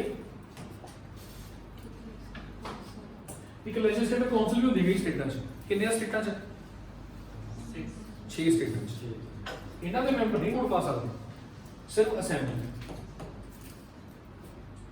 ओके क्योंकि हुण जेहड़े च नहीं हैगी काउंसिल फिर वो की करनगे फिर तो पक्षपात हो जाऊगा ना ठीक है भाई तो कौन चुनदा राज सभा दे मैंबरां नूं मतलब कदे Vidhan Sabha right next question the representation of states in the council of state is based on जेहड़ी वंड कीती गई है राज सभा दी सीटां दी वो कदे आधार ते कीती गई है कोई धर्म दे आधार ते कीती गई है हां पॉपुलेशन दे आधार हुण एक बड़ी इंटरेस्टिंग गल बोल रहा पंजाब च कितने मैंबर है राज सभा दे वक्त सब तो बाद कितने है मैंबर कितने है 30 दूसरे नंबर ते कौन सी महाराष्ट्र ठीक है ਤੇ ਅਮਰੀਕਾ ਦੇ ਵਿੱਚ ਵੀ ਰਾਜ ਸਭਾ ਹੈਗੀ ਲੇਕਿਨ ਉਹਨਾਂ ਦੀ ਰਾਜ ਸਭਾ ਨੂੰ ਸੈਨੇਟ ਕਹਿੰਦੇ ਸੈਨੇਟ ਅਪਰ ਹਾਊਸ ਜਿਹੜਾ ਅਮਰੀਕਾ ਦਾ ਉਹਨੂੰ ਸੈਨੇਟ ਕਹਿੰਦੇ ਸੈਨੇਟ ਠੀਕ ਹੈ ਨਾ ਅਮਰੀਕਾ 'ਚ ਵੀ ਦੋ ਹਾਊਸਸ ਨੇ ਉਸ ਉੱਤੇ ਪ੍ਰਾਈਮ ਮਿਨਿਸਟਰ ਨਹੀਂ ਹੈਗਾ ਉੱਥੇ ਕੌਣ ਹੈ ਪ੍ਰੈਜ਼ੀਡੈਂਟ ਅਤੇ ਵਾਈਸ ਪ੍ਰੈਜ਼ੀਡੈਂਟ ਠੀਕ ਹੈ ਤਾਂ ਅਮਰੀਕਾ ਦੀ ਜਿਹੜੀ ਲੋਅਰ ਹਾਊਸ ਹੈ ਉਹਨੂੰ ਤਾਂ ਕਾਂਗਰਸ ਕਹਿੰਦੇ ਜਿਹੜੀ ਅਪਰ ਹਾਊਸ ਹੈ ਉਹਨੂੰ ਕਹਿੰਦੇ ਸੈਨੇਟ ਸਾਡੇ ਇੱਥੇ ਦਾ ਪੋਪੂਲੇਸ਼ਨ ਦੇ ਹਿਸਾਬ ਨਾਲ ਵੰਡੀਕਰਨ ਕੀਤਾ ਹੋਇਆ ਅਮਰੀਕਾ 'ਚ ਨਹੀਂ ਇੰਟੈਂਸ਼ਨ ਹੁੰਦੀ ਜੀ ਅਮਰੀਕਾ ਦੇ ਵਿੱਚ ਤਾਂ ਉਹਨਾਂ ਨੇ ਹਰੇਕ ਰਾਜ ਨੂੰ 2 ਮੈਂਬਰ ਅਲਾਟ ਕਰਤੇ ਕਿ ਅਮਰੀਕਾ ਦੀਆਂ 50 ਸਟੇਟਾਂ ਦੇ ਟੋਟਲ ਕਿੰਨੇ ਮੈਂਬਰ ਹੋ ਗਏ 100 ਸਿੱਧਾ ਹਿਸਾਬ ਅਮਰੀਕਾ ਦੀ ਰਾਜ ਸਭਾ ਤੇ ਸਾਡੀ ਰਾਜ ਸਭਾ ਦੇ ਫਰਕ ਹੈ ਤਾਂ ਅਮਰੀਕਾ ਦੀ ਰਾਜ ਸਭਾ ਨਹੀਂ ਹੈ ਕਿ ਅਮਰੀਕਾ ਦੀ ਸੈਨੇਟ ਹੈ ਪਰ ਕਨਸੈਪਟ ਸੇਮ ਹੈ ਕਲੀਅਰ ਹੈ third question Raj Sabha consist of ਦੱਸੋ ਜੀ ਆਪਸ਼ਨ ਸੀ 250 ਮੈਂਬਰ ਵੱਧ ਤੋਂ ਵੱਧ ਹੋ ਸਕਦੇ ਨੇ ਜਿਹਦੇ ਵਿੱਚੋਂ 12 ਮੈਂਬਰ ਕੌਣ ਨੋਮੀਨੇਟ ਕਰੂਗਾ ਕਿਹੜੀਆਂ 4 ਫੀਲਡਸ ਨੇ ਰਾਜ ਸਭਾ ਦਾ ਗਠਨ ਕਦੋਂ ਹੋਇਆ ਪਹਿਲੀ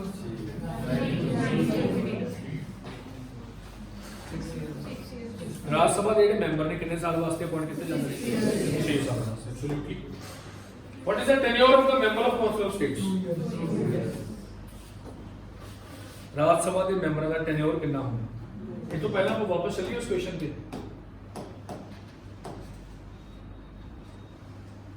ਇਹ ਕੁਐਸਚਨ ਸੇਮ ਹੈ ਜੀ what is the tenure of the member of the council of states 6 ਸਾਲ ਹੈ ਵੀ ਮੈਂਬਰਾਂ ਦਾ ਟੈਨਿਓਰ ਕਿੰਨਾ ਹੁੰਦਾ ਹੈ 2 ਸਾਲ ਬਾਅਦ ਤਾਂ 1/3 ਮੈਂਬਰ ਰਿਟਾਇਰ ਹੁੰਦੇ ਨੇ ਉਹ ਇੱਕ ਫਾਰਮੂਲਾ ਆ ਗਿਆ ਮੈਂ ਤਾਂ लेकिन ओवरऑल मेंबर कितने साल वास्ते रहता है पंजवां ते छेवां क्वेश्चन सेम दा हैगा सी राज्य सभा दा कोई टेन्योर नहीं हुंदा वो परमानेंट हाउस है पर राज्य सभा दे मेंबर दा कितना हुंदा है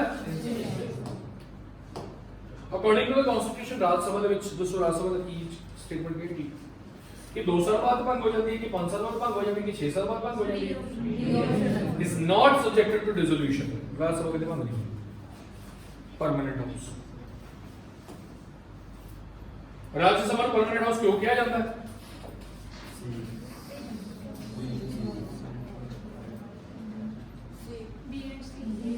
नहीं पर परमानेंट तो इसका गवर्नमेंट बी ऑप्शन ही कहांगे तो एक तो एक कंसेप्चुअल क्वेश्चन आ गया वो तो एक फैक्ट है लेकिन आंसर तो बी ऑप्शन होएगा ना तो रीजन तो वही है ना क्योंकि उन्हें डिसॉल्व नहीं किया जा सकता और डिसॉल्व क्यों नहीं करते ਉਹਦਾ ਅੱਗੇ ਰੀਜ਼ਨ ਦਿੱਤਾ ਹੋਇਆ लेकिन अपना आंसर तो बी ना होगी ਗੱਲਾਂ तो दोनों ठीक ने ट्रू है दोनों लेकिन जो एक चूज करने की गल होवे तो फिर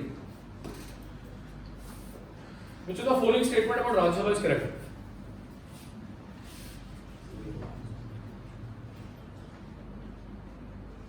पहला ऑप्शन करेक्ट है कि इनकरेक्ट है कहता लास्ट सवाल में भंग नहीं किया जा सकता बस गल खत्म होगी बाकी ऑप्शन भी पढ़ सकते हो देख लिए बाकी ऑप्शन का गलती होंगे कहता it's member are chosen direct election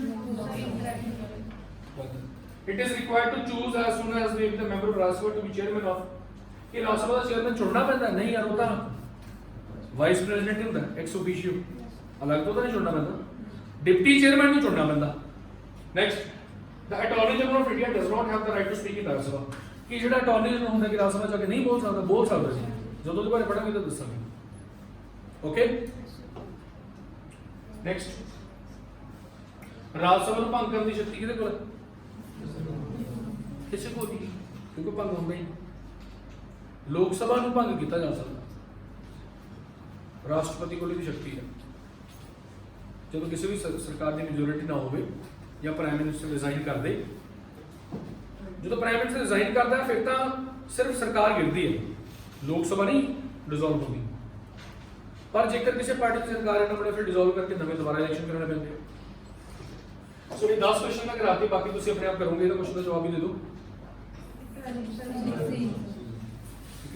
ਹਾਂਜੀ ਤੁਸੀਂ ਅਮਰੀਕਾ ਚ ਸਰ ਪ੍ਰਾਈਮ ਮਿਨਿਸਟਰ ਅਮਰੀਕਾ ਚ ਪ੍ਰਾਈਮ ਮਿਨਿਸਟਰ ਕਿਉਂ ਨਹੀਂ ਹੁੰਦਾ ਦੱਸੋ ਵੀ ਕਿਉਂ ਨਹੀਂ ਹੁੰਦਾ ਅਮਰੀਕਾ ਚ ਪ੍ਰਾਈਮ ਮਿਨਿਸਟਰ ਕਿਉਂਕਿ ਅਮਰੀਕਾ ਚ ਕਿਹੜੀ ਗਵਰਨਮੈਂਟ ਫੋਲੋ ਕੀਤੀ ਜਾਂਦੀ ਹੈ ਪ੍ਰੈਜ਼ੀਡੈਂਸ਼ੀਅਲ ਫਾਰਮ ਆਫ ਗਵਰਨਮੈਂਟ ਆਪਾਂ ਹੁਣੇ ਪੜਿਆ ਸੀ ਨਾ ਕਿ ਜਿੱਦਾਂ ਇੰਗਲੈਂਡ ਦੇ ਵਿੱਚ ਕੁਈਨ ਹੁੰਦੀ ਹੈ ਉਸੇ ਤਰ੍ਹਾਂ ਅਮਰੀਕਾ ਦੇ ਵਿੱਚ ਠੀਕ ਹੈ ਸੋ ਉਹਨਾਂ ਨੇ ਸੈਪਰੇਸ਼ਨ ਆਫ ਪਾਵਰਸ ਕੀਤੀਆਂ ਹੋਈਆਂ ਨੇ ਹੁਣ ਇੱਥੇ ਇੱਕ ਸਟੇਟਮੈਂਟ ਮੈਂ ਤੁਹਾਨੂੰ ਦੱਸੀ ਸੀਗੀ ਅਮਰੀਕਾ ਚ ਪ੍ਰਾਈਮ ਮਿਨਿਸਟਰ ਉਹਨਾਂ ਨੇ ਇਸ ਕਰਕੇ ਰੱਖਿਆ ਹੈਗਾ ਕਿਉਂਕਿ ਉਹ ਇਸ ਚੀਜ਼ ਨੂੰ ਫੋਲੋ ਨਹੀਂ ਕਰਦੇ ਹੈਗੇ ਸਾਡੇ ਇੱਥੇ ਤਾਂ ਜਿਹੜਾ ਪ੍ਰਾਈਮ ਮਿਨਿਸਟਰ ਹੁੰਦਾ ਉਹ ਐਗਜ਼ੀਕਿਊਟਿਵ ਵੀ ਹੈ ਉਹ ਲੈਜਿਸਲੇਚਰ ਵੀ ਹੈ ਪ੍ਰੈਜ਼ੀਡੈਂਟ ਵੀ ਐਗਜ਼ੀਕਿਊਟਿਵ ਵੀ ਹੈ ਲੈਜਿਸਲੇਚਰ ਵੀ ਠੀਕ ਹੈ ਨਾ ਸੋ ਇਸ ਕਰਕੇ ਅਮਰੀਕਾ ਵਾਲੇ ਜਿਹੜੇ ਉਹ ਕਲੀਅਰ ਡਿਵਾਈਡੇਸ਼ਨ ਰੱਖਦੇ ਨੇ ਪਾਵਰ ਦੀ ਉਹ ਕਹਿੰਦੇ ਐਗਜ਼ੀਕਿਊਟਿਵ ਦੀ ਪਾਵਰ ਸਾਰੀ ਪ੍ਰੈਜ਼ੀਡੈਂਟ ਕੋਲ ਹੈ ਲੈਜਿਸਲੇਚਰ ਦੀ ਸਾਰੀ ਪਾਵਰ ਉੱਥੋਂ ਦੀ ਕਾਂਗਰਸ ਕੋਲ ਹੈ ਅਸੀਂ ਵਿੱਚ ਆਪਸ ਵਿੱਚ ਖੇਡ ਨਹੀਂ ਪਾਉਂਦੇ ਕਾਨੂੰਨ ਪਾਸ ਕਰਨਾ ਤੂੰ ਕਰ ਤੇ ਕੁਝ ਸਬਜੈਕਟ ਰਾਸ਼ਟਰਪਤੀ ਦਿੱਤੇ ਹੋਏ ਨੇ ਵੀ ਇਹਨਾਂ ਚੀਜ਼ਾਂ ਤੂੰ ਹੀ ਕਰੇਗਾ ਡਿਸੀਜਨ ਮੇਕਿੰਗ ਉਹ ਦੇਸ਼ ਨੂੰ ਚਲਾਉਣ ਦਾ ਕੰਮ ਕਰਦਾ ਉਹ ਲਾਅ ਪਾਸ ਕਰਨ ਦਾ ਕੰਮ ਨਹੀਂ ਕਰਦਾ ਹਾਂ ਕਿਉਂਕਿ ਮੈਜੋਰਿਟੀ ਤਾਂ ਉਸੇ ਦੀ ਹੈ ਘੁੰਮਾ ਦੀ ਗੱਲ ਤਾਂ ਉੱਥੇ ਹੈ ਮੈਜੋਰਿਟੀ ਤਾਂ ਉਸੇ ਦੀ ਹੈ ਕਾਨੂੰਨ ਤਾਂ ਉਹੀ ਪਾਸ ਹੋਊਗਾ ਜਿਹੜਾ ਉਹ ਚਾਹੂਗਾ ਪਰ ਕੱਲਾ ਪ੍ਰਧਾਨ ਮੰਤਰੀ ਵੀ ਕੁਝ ਨਹੀਂ ਕਰਦਾ ਹੁੰਦਾ ਜਾਂ ਕੱਲਾ ਰਾਸ਼ਟਰਪਤੀ ਵੀ ਕੁਝ ਨਹੀਂ ਕਰਦਾ ਹੁੰਦਾ ਜਿਹੜੀ ਪਾਰਟੀ ਹੁੰਦੀ ਹੈ ਉਹਦੀ ਵੀ ਤਾਂ ਚੱਲਦੀ ਹੈ ਨਾ ਅੱਛਾ ਇਹ ਦੱਸੋ ਕਿ ਅਮਰੀਕਾ ਦੇ ਵਿੱਚ ਕਿਹੜੀ ਪਾਰਟੀ ਦੀ ਸਰਕਾਰ ਹੈ ਇੱਥੇ